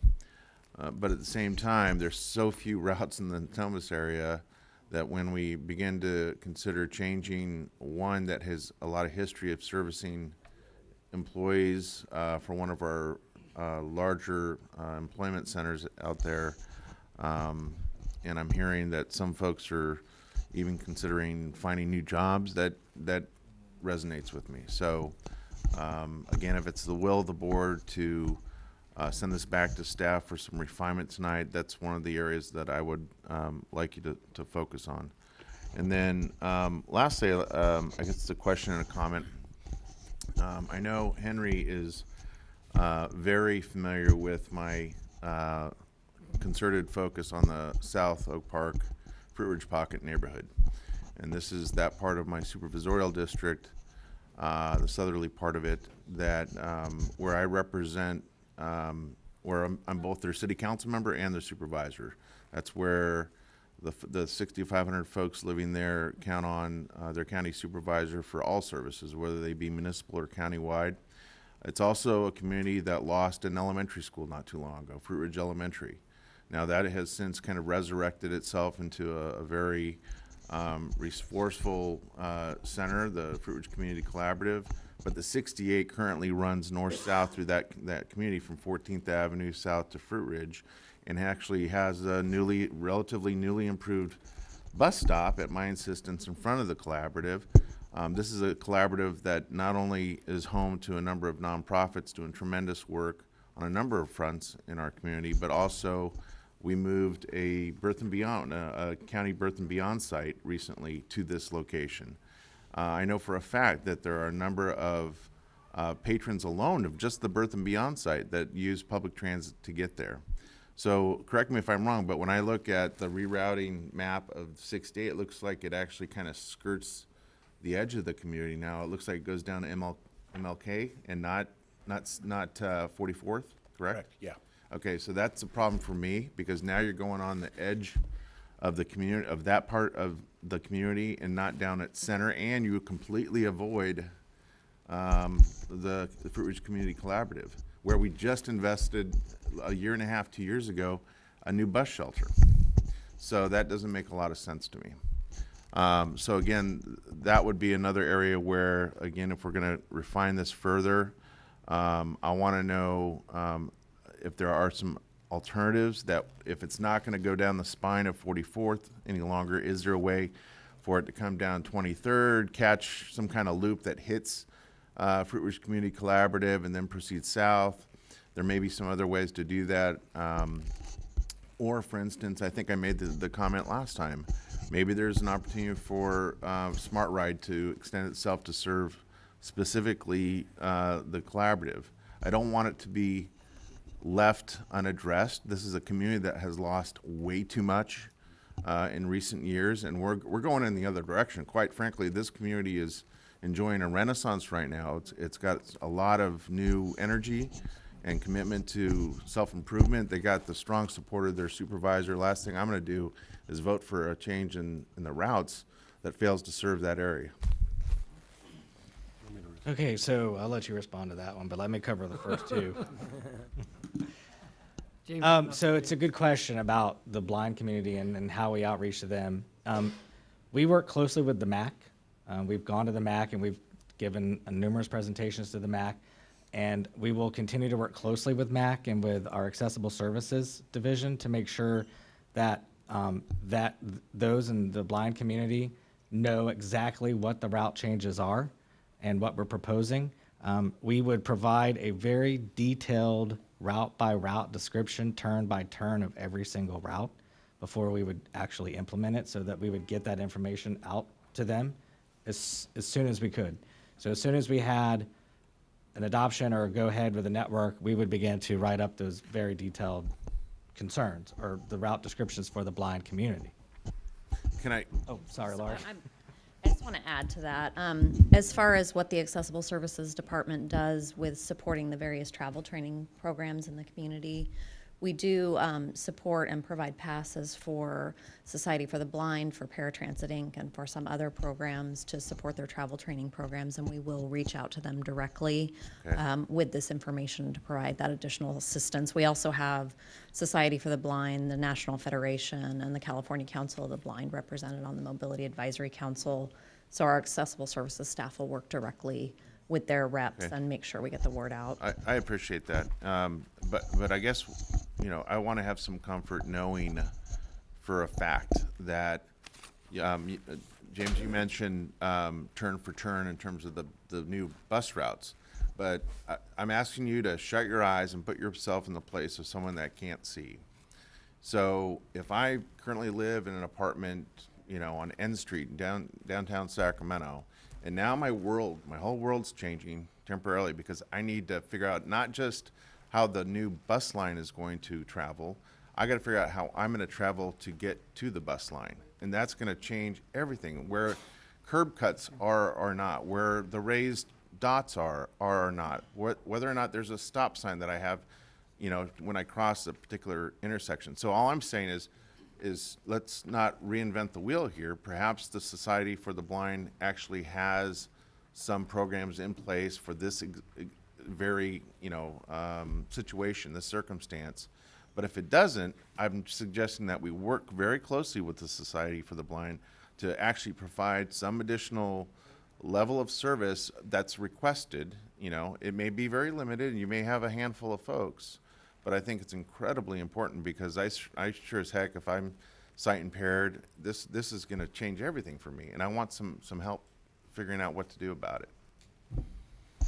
We will work directly with those programs, and in particular the program that Paratransit Inc. operates. They provide fixed route bus and light rail travel training. That's the focus of their program. Okay. Thanks, Laura. Thank you. Route 13, we understand that there's a concern there, and we want to do the best job we can to serve those commuters who use that bus and depend on that bus. So what we are going to do is go back and look again at Route 13 and look at adding some PM trips. So we will cover the AM trips and the PM trips. So I can assure you that we've heard the concerns and your concerns, and we will go back and look at that and look at adding some PM trips. Okay. And then I'll let James answer the 68 question. Okay. Yeah, I've pulled up the map here of kind of the Oak Park area. And the existing 68 just goes 14th Avenue down 44th Street. Right. And the simplest way to address your concern, Director Cerna, was it would be a very minor change just to keep it as is. I don't think that would have any cost impact. The ridership impact, we suggested it this way because we thought it was a superior design, but I wouldn't sit here and tell you that I think it's a major ridership impact either way. Well, then we can go into the design more if you'd like. Then let's make the executive decision right now. We're going to shift it to back where it is today. Keep it there, okay? Gotcha. Thank you.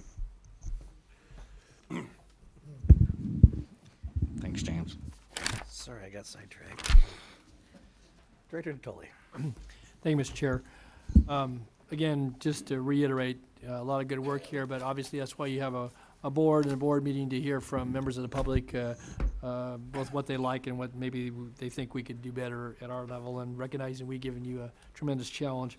So I just wanted to echo the comments, some of the which I heard here, and actually, again, the volume of information you gave us, not areas that I certainly know as well as some in the areas that I immediately represent on the Board of Supervisors, but certainly on the Route 13, I heard you say you're going to add additional routes in the PM. I assume that's going to be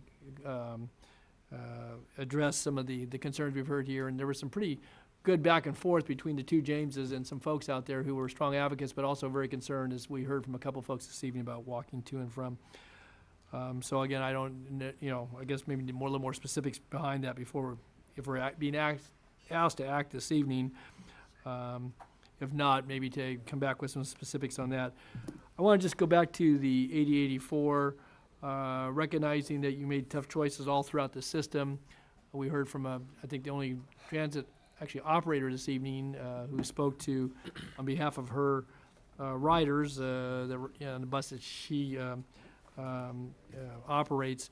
Again, that's not the only testimony, and maybe we could hear from others as well, but that to me is pretty powerful on the weekends, and I'm familiar with those areas. Even only connects part of the area south of Folsom Boulevard that I represent, but familiar, and I guess I'd like to have us take a look at that, at least some service on the weekends for those areas, and maybe the ridership numbers, again, you can pull those up. I want to just note too that on a comment that was made by Director Budge, because I recall was on the Sunrise Station, that was going to be a major hub station. And if we're underutilizing it, kind of what the long term, recognizing you're going to continue to do outreach and look at it and so forth. But the whole idea is that folks coming from the east, from the south, from the north, and then along the Folsom line. Recognize we have stations there. Some of those are close enough for folks to walk to, but there's still fairly sizable gaps along that whole Folsom corridor. And this isn't the first time that the 28 or 74 have been proposed to be modified or eliminated. At least 2 times since I've been on this board, that's been talked about. And this effort, obviously, which was much more intense and certainly the look. But I guess I'd like to hear a little more about what the long-term vision is from our staff as it relates to the Sunrise Station. When you look at what's happening, certainly in Rancho Cordova, but to the east in Folsom and communities to the north that we're serving with Smart Ride and so forth. And so I pose that kind of as a question, not necessarily that you're going to answer it all this evening.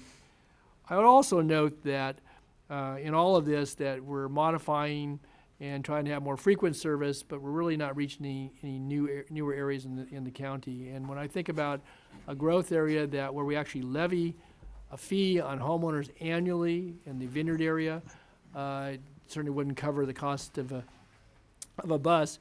But there really is nothing in this plan or nothing that I see on the horizon to look at how we might actually build ridership in that area and at least get them to light rail stations and or some backbone and that's why I asked earlier about the Elk Grove service, because it skirts a portion of that area. But you've got an area that both Supervisor Kennedy and I represent that is adding hundreds of homes a year, and people are making choices about their, either how many cars they're going to own in their houses and how they're going to commute and how they're going to get, to and from their work and from other places. And so I guess I would say to us that as we look at that as one of the newer growth areas, that it's all been planned for some 20 years. Houses have come out of the ground, I say on an order of magnitude of several thousand. But how we might at least begin to touch that area with some service to begin to build ridership, because you're never going to get to those riders if in fact we don't have some service that connects to them. And so I point that out because that's an area that's a growth area in the county. It's not something that's new on the, in some planning stage. It's here and now, and will continue to be an area where I would hope that, again, working with county planners, with county transportation staff, and with some of the neighborhoods out there, that we look to find a way to maybe connect some of those neighborhoods, and get them at least to light rail stations, and maybe there are some plans for that, but recognizing some of the limitations you're working with here. So I would just note that. And lastly, again, not an area that I represent immediately, but I heard some comments this evening, I received some calls and actually read the material on the Route 2, and folks have been longtime users. I guess you added another peak hour later in the evening service, but some folks expressed tremendous frustration. I'm sure Supervisor Kennedy and Councilmember Jennings and others heard that at the community meetings. But folks that have been longtime riders made choices about, what they ride and where they work. And I think you've gone a part of the way to address that. But I would say that I'm not so sure, at least from what I heard from a couple of folks personally, that this isn't necessarily going to address all those concerns. So I don't know if there's anything you want to respond to, James. I give you a lot of things, but I just, particularly on the 8480, that in particular is something that I think we need to take a further look at.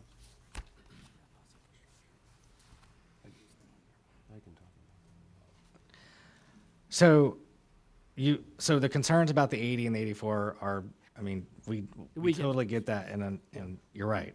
There's a community there on La Riviera. We recognize that. We know that. The county, on the other hand, has made very large capital investment on Watt Avenue with those bus lanes and signal priority for us to use to get our buses through there. So the thought is we didn't want to totally disregard that infrastructure that the county built and put in place.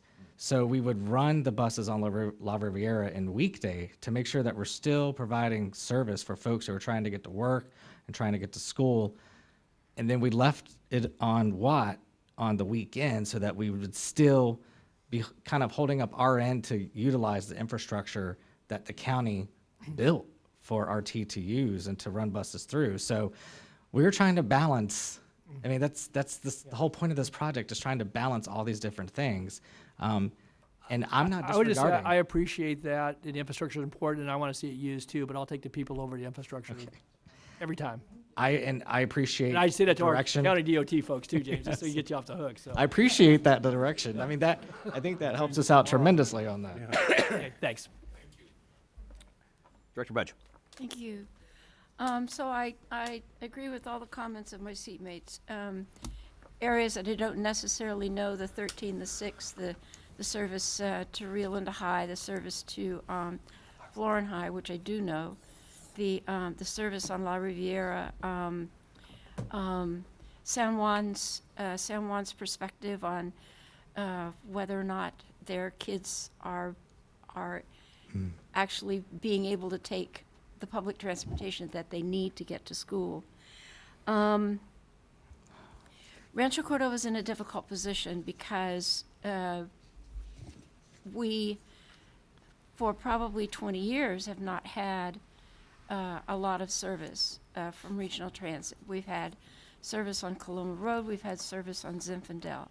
There's high school and junior high, and I have no clue how many churches on Coloma. And the duplexes, Church Row, duplexes, churches, and junior high on Zinfandel. And I completely agree with Don. I am concerned about Sunrise Station not being used. And the whole thing gets exacerbated when you consider Rancho Cordova's investment. As was pointed out earlier, we were the one of the 3 new cities that were required to join regional transit in our LAFCO agreements. And all of our TDA funds go to regional transit. But we also have a transit tax that was implemented when Stone Creek and when the Anatolia's Sunrise Douglas were first approved at the Board of Supervisors before we incorporated. And so those of us who live in those areas, as well as the business community that's been developed in that area where we have extended the transit tax, we all pay on an annual basis. So when the Cordovans began to run, we were getting, we've got 3 years of CMAQ funds, thank you SACOG, et cetera, and that was fine and dandy. But right now, those Cordovans are being funded by the transit tax that we all pay. And to begin with, if you look at the amount of TDA money that comes to regional transit, and you compare that to the city of Sacramento on a per capita basis, Rancho Cordova pays more per capita for transit service that we don't have than the city of Sacramento. And then when you add our investment that's buying those three Cordovan routes, we are truly paying out of pocket for the little bit of transit service that we're able to have. And so, it's like Don said with the vineyard, we've got all these houses that have been constructed in the southeast area and are being constructed as we speak. And so, as you know, from talking to Albert and everybody, we're trying really hard. The very first time, what was called the Folsom Transportation Association, something or other, went to the Anatolia Clubhouse and had a public meeting about the East Area Rancho Cordova Folsom Transportation Plan. The number one question asked was, when do we get a bus to the Sunrise Station? And that question, that desire, has never been fulfilled. So I joined the guys and would be more comfortable if we did not approve this tonight, if we allowed you to go back and think about some of those things and rehash a couple of the routes that with the simple fixes like the 44th Street fix and that kind of thing, and then bring it back. I don't think it's going to solve our problem in Rancho Cordova, but hopefully it will solve some of the small problems that have been brought up here that could be an easy solution. So I just want to hit real quick on the Sunrise Station because it's come up quite a few times now. And, I understand that it's tough when you talk about, removing service from somewhere where we've made investments. And I would just like to point out or remind the board that we have received a grant from Caltrans to look at BRT and BRT corridors and BRT service in our service area. So I can't promise you that there would be some type of BRT service directly to Sunrise Station, but that's one of those corridors that we would be looking at for the potential of. Isn't BRT a 20-year-old technology? No. I mean, there are communities investing in BRT across the country. Right. I mean, Jacksonville just launched a massive 4-corridor BRT. Okay, so how do you run BRT up this is in the weeds, I'm sorry, but just think about how you would run BRT on Sunrise Boulevard between 11:30 and 6:30 almost every weekday when the entire 3 lanes are completely congested. I understand that there's lots of congestions, but those are all things that we would have to take into consideration and we would look at. You'd have to use the little 40-foot lane that was originally intended for light rail on the Sunrise Bridge. I understand.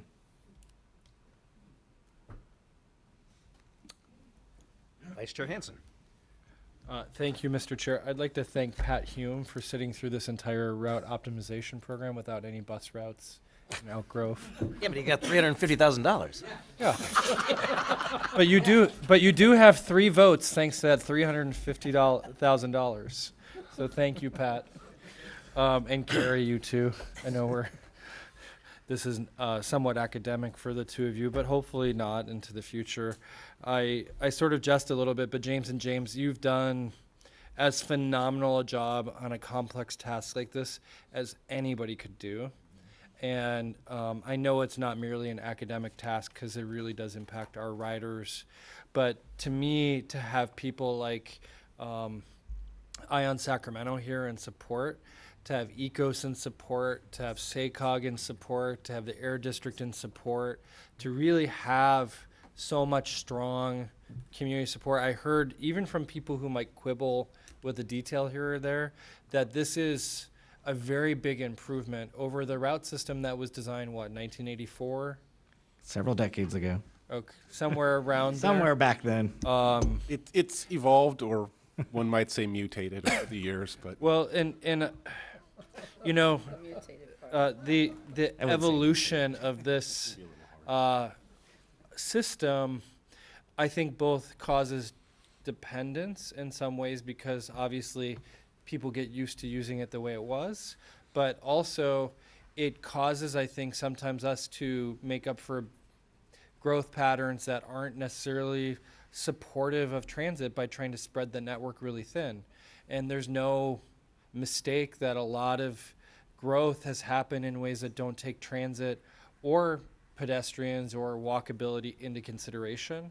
And a lot of the things we're trying to achieve through our piecemealing, I think, are to work around really bad land planning. And as much as I hate to say it, the state, and I feel bad for the employees out on New Market, but the state has continually moved their operations away from transit to new growth areas or to suburban areas that are completely car dependent. And that policy from the state is a real tragedy because it forces employees to have to drive. Our greenhouse gas emissions as a region are over 50% from the transportation sector because we've created these unlivable communities where we force workers into cars to have to commute long distances.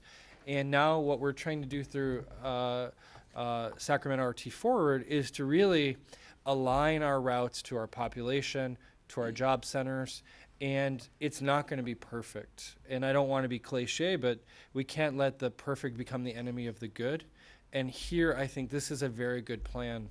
This isn't even what Jarrett Walker told us to do. This is a significant modification from what the consultants told us to do, because every time this is before us, we erode it, and it's almost like death by 1,000 cuts. At some point, we're just going to give up and say, let's just have the old plan back, because we can't take the idea that we're going to change people's lives. And I have full confidence that people are going to adapt. I don't know about some people who are in places and work situations that make that very hard. But I do think what we've tried to do is through paratransit, grandparenting, as I call it, not grandfathering, that they will, and hopefully through this process, will give people a year to adapt through paratransit. That hopefully too through Smart Ride or Jibe and Natomas, some of the additional services,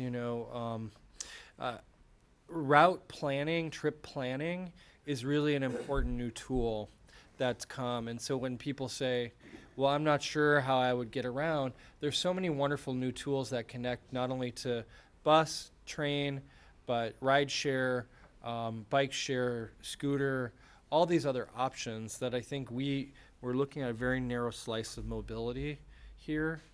And I get that we all want to make it perfect for our jurisdiction and our city. But, I could go in and take apart a big chunk of it for my part in Natomas or Central City things that would make people feel happy that I raised a comment and got it in there. But it would actually be bad from a trustee standpoint for the overall system. I believe if we really can see 400,000 to 1 million new riders, that is a validation of public transit in our region, which for over a decade we've seen that trust, that reliance slide to the point where many people don't have to interact with RT. They've already adapted around it. And we want to be relevant in their life again. I really do believe not only for the people who we serve day in, day out right now, but for all the other people that can't rely on us because we don't have frequent service, we don't have the right coverage. Our routes, which were designed when I was a baby, aren't germane to the world we live in today. And this plan helps change all of those things for the better. I don't believe that we can make the perfect plan. I don't believe that is our mission. I don't think it can be our goal. I think that we should continue to evaluate it, but I'm perfectly happy to make a motion to approve the plan tonight. If staff need discretion to make tweaks as they work through comments, I'm fine with that. But anything that erodes frequency, erodes the ability to really align routes, get rid of low ridership ones, or create better opportunities to connect a population that's unserved, I think that's all worthwhile, and I don't think we should undermine that because your work speaks for itself. It's really a big step forward.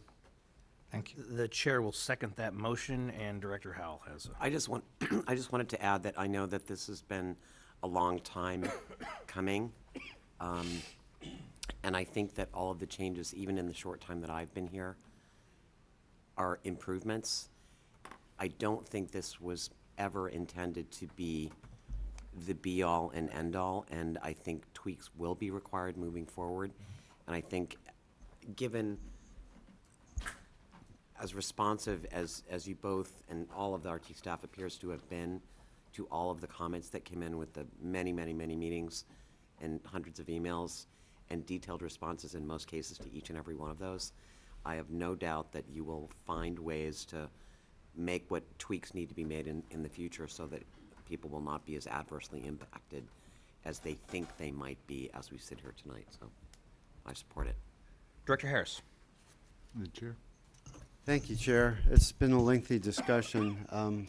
It's absolutely true that it would have been unrealistic to think about realigning the entire system without causing inconvenience to some riders and actually creating a situation that was a hardship for some riders. This was to be anticipated, but when you think about trying to bring our routes into a condition where SAC-RT can move forward, literally, where the system can grow, I agree with Director Hansen that people will find a way to adapt. It will work, and there are more mobility options at this point. As far as tweaking, I fully anticipate that you're going to have plenty of that to do. I sent on some comments about a bus route that you rearranged the time, and it meant that a few people coming out of work were going to miss the bus by 6 minutes.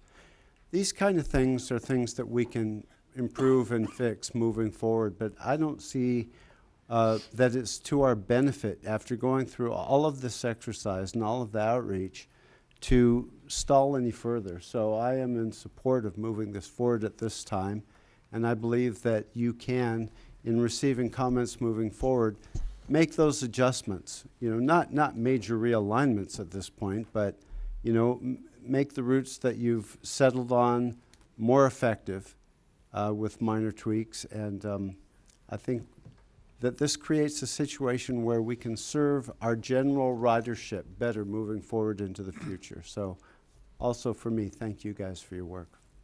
Director Jennings. Thank you very much. I too want to thank you for your work. I think you've done a great job of outreach, and I think it's shown just by the number of people who showed up here tonight that you've listened to the people and you've made the adjustments to the best of your ability up to this point. I think my question kind of goes back to Member Cerna's, how nimble and how quickly can we move? And I just want to kind of talk about the tweaks and the improvements that we're talking about making on a monthly basis.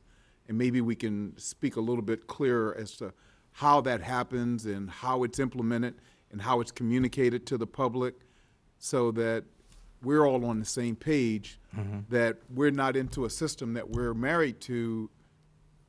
We can adjust and make the adjustments on a frequent basis. So I think there's varying levels of degrees of changes that we could make. There's very simple schedule changes that we would be able to make that we could probably do at a staff level, I believe. But more stringent changes or bigger changes we would have to do quarterly. We would have to do, it would be a service change process that we would go through. So every quarter, you know, we would identify. Yeah, maybe James, you know, we will, you know, present this to board every month to say what specific changes or traits we would like to, you know, implement based on the feedback from the customers. Right. You know, I think today, you know, a couple major, you know, changes like Route 13 and, you know. Anyway, Director Cerna already made the executive decision for us, so we really appreciate that, and I really want to appreciate Director Budge and Attorney about the concern about the Sunrise Station. This is a major station, and we did not, you know, utilize that to its full potential. This is kind of like a middle term to long term, you know, plan. We do have those type of, you know, in our mind. Just want, yeah. So I know it's going to come here monthly. I got that piece. I also heard the quarterly piece. You know, at least I heard a piece of it. I'm probably more interested in knowing from the customer's perspective how they can suggest change and how they can be involved in the process of suggesting change, and how that then in turn gets to us so that we can then see a culmination of the changes that they're suggesting. So I'm really interested in the customer being put first in order to inform us. So no matter what happens after adoption, our public outreach continues. Our public outreach doesn't end either tonight or whenever the board votes to adopt. So we will continuously be out over, you know, through the duration of implementation, talking to the customers. Customers will be responding to us via email or phone calls. So we will be capturing all those comments and concerns like we've done leading up to tonight. And we will use those to help us make those improvements to the system as necessary. So is that It kind of does, and I guess my question is what is the next door of RT? So, not that I'm suggesting that you create a next door. I'm trying to understand what methodology do they use in order to be able to communicate effectively to us, and that we can get the word out that this is how we can hear you. I know our customer service folks have a very large database of customers and emails, customer advocacy, as James was just alluding to. So we have a database that we reach out. We're able to communicate with our riders via that particular database. But through this process, we've been growing that database. I mean, we've added a lot of people to that outreach list. So, James, I don't know if there's anything else we need to add on that, but that's really the big part. What if we give you a report later on? What would be a Nextdoor RT look like? This actually is a major concern from us too. How we can really reach the heart and minds of our constituents, and this has been a big challenge. We made some improvements, and we will present some more detailed plan. Deborah, a communication team will try to present. And I'm good with that. I think the point I really want to make is, as we talk about the changes that have been made to date, and we talk about the changes that will be made in the future, there needs to be an ongoing dialogue that's improved between us and the customer. Yes. In order to make sure that the customer is aware of all the changes that we're making, and also that we have heard the customer, and that they know that we have heard them, and that they are a part of the solution. So I just want to make sure that we talk about a communication plan that involves and engages our customers so that they can fully understand all the changes we're making. Yeah, Director Jennings, one thing I might add is that this project has been a really great opportunity for us to establish some good contacts. We have customers, we have some operators, we have individuals at partner agencies, but we have riders in different neighborhoods and throughout our system that we've gotten to know really well throughout this process, who care a lot about RT and know a lot about the routes and can reach a lot of people. And of course, for our communications, we always broadcast our message electronically and through traditional media, and our door's always open. You can call up customer advocacy, send an email, whatever. Anything related to service goes to James and I. But this project's been a great opportunity to kind of meet and get to know better that layer of people that are really interested and want to be involved. We had an operator here tonight who we've spoken with about these changes. Exactly. And there's people everywhere that want to help us succeed and get the message out, both to existing riders and new riders. And this is going to be a tremendous change. Director Cerna illustrated very well how, we have some folks with physical disabilities or learning disabilities that you can see they're really going to need a personal touch for learning the new system. So there's a tremendous amount of work to be done, and we've been having weekly coordination meetings on facilities and access and infrastructure with our communications team, with our operations people who will be doing the route training and the driver training.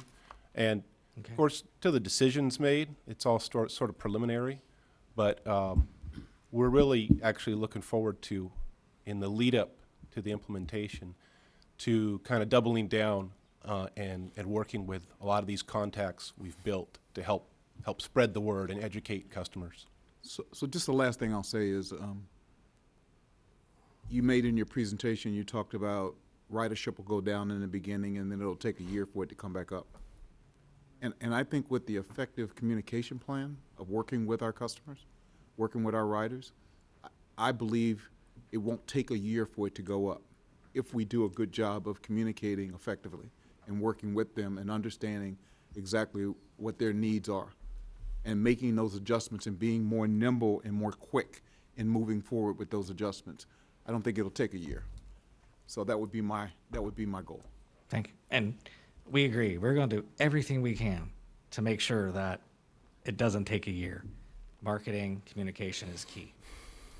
Director Miller. Oh, thank you, Chair.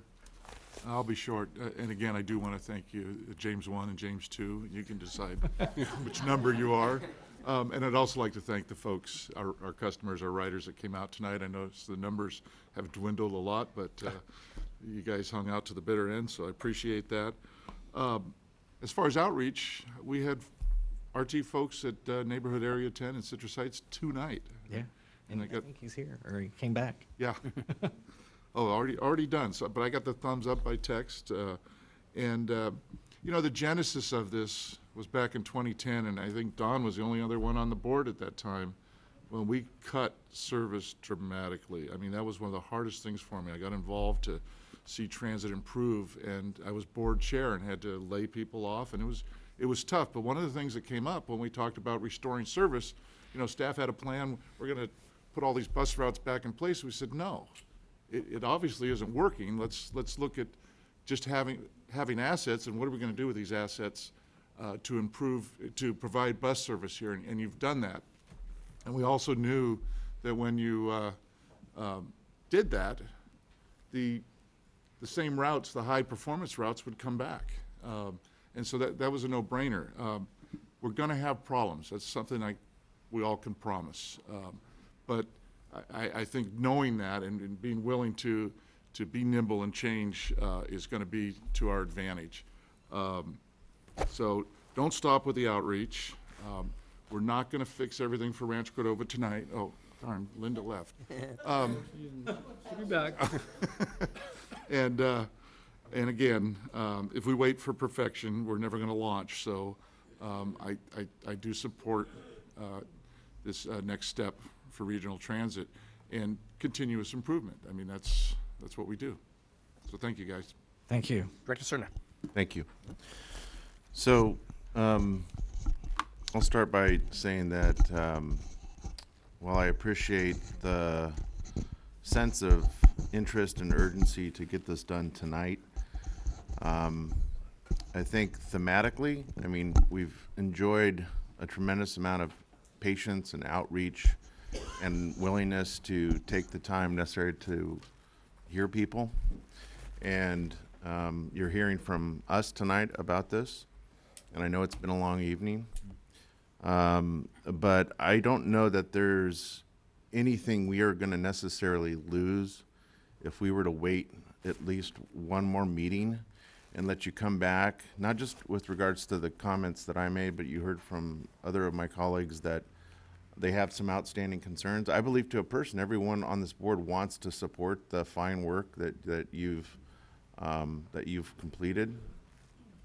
But unless someone can tell me otherwise why this has to be done tonight and couldn't be done at the next meeting, to give staff some time to think carefully about the 80 and 84, the Rancho Cordova issues that Director Budge mentioned. You know, I'm satisfied with what was said about the realignment of the 68. I believe there was some mention about adjusting PM peak for 13. But as a courtesy to this board, I think we owe it to ourselves and those that we represent to not rush the actual decision. So unless someone can tell me we're going to miss some extraordinary deadline by taking the time to just have one more hearing on this, and have a quick presentation, if it's the will of this board to do this, on response to some of these outstanding concerns, I'm going to make the substitute motion, look for a second, that we do exactly that we take the time, wait one more meeting, and have you come back and address some of these outstanding issues. Second. Okay, thank you. I'd like to speak to the motion? Yes. Yeah, just, and again, recognizing the lateness of the hour, but I think Director Cerna said it very well, that I think we recognize the good work. All of us have stated that one way or the other, all those have spoken.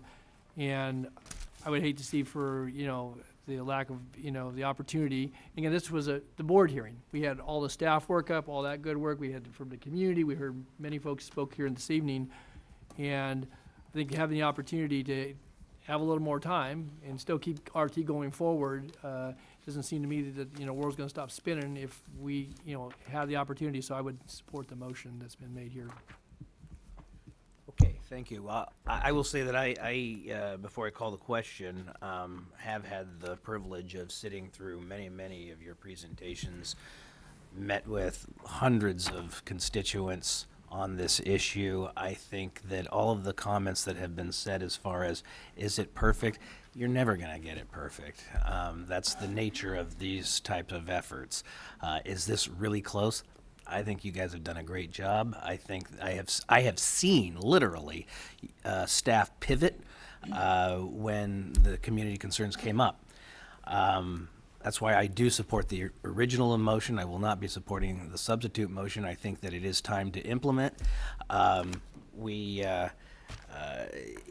It's not like we're not your grandfather's RT. We're not going to do this every 30 years. You know, this is an ongoing exercise. There will be no stop to it, and we will continue to respond to our customers. And I'm confident that we can do that in a way that we're nimble enough and that we are creative enough that we can continue to do that, but we need to move forward, in my opinion. So with that, I will call the question of the substitute motion, and if we could do a roll call vote, I would appreciate it. Absolutely. On the substitute motion, Director Budge. Yes. Director Hansen. No. Director Harris. No. Director Howell. No. Director Hume. No. Director Jennings. No. Director Miller. No. Director Natoli. Aye. Director Chenier is marked as being absent. Director Cerna. Aye. Chair Kennedy. No. And the motion fails, right? Okay, then we will go to the original motion that was on the floor, and we will again do a roll call vote, please. On the original motion, Director Budge. No. Director Hansen. Aye. Director Harris. Aye. Director Howell. Yes. Director Hume. Aye. Director Jennings. Yes. Director Miller. Aye. Director Natoli. No. Director Chenier is marked as being absent. Director Cerna. Aye. Director Kennedy. Aye. Chair Kennedy, I'm sorry. With that, the motion passes at 78 votes. Thank you. And next? Okay. All right. So That's incorrect, and the last one was two. No, Phil voted yes. Phil, Phil voted oh, yes. yeah. Probably meant no. He made an executive voted decision. yes. I apologize, Supervisor. So, Mr. Chair, if I know it's late, but none of this would be possible without the hard work of staff. And I just want to recognize, James and my staff and Tracy from early on and Sarah. They've worked really hard on this, and I appreciate your support. And I want to make sure, Director Natoli and Director Budge, that your comments are not lost, and I understand, and we'll do everything we can. To a person up here, nobody disagrees with any of that. All right. Thank you so much. We know that you will. Thank you. Next item is item number 8, which is the very short and truncated general manager's report. Very. With your permission, Chair, and I will skip my report. Sir, your approval ratings just went up tremendously. Next item is item 9, the San Joaquin Joint Powers Authority meeting of January 25th, 2019. There's a summary in your package if Director Hume has anything to add. Newbie. He's shaking his head, so Next we'll item. move on to item 10. Paratransit Inc. Board of Directors meeting of January 30th. Written summary in your package if Director Hume has anything to add. Again, shaking his head no. Item number 11, Capitol Corridor Joint Powers Authority meeting of February 13th. If either Chair Kennedy or Director Miller have anything to add. Well, I didn't write the meeting summary, so good job, Pat. Actually, I know it was Alva. I believe that's a no. And an announcement that we have canceled closed session, so the board. Oh. All In right. that case, I'd like to go back to the paratransit item, please. Any comments, questions of the board?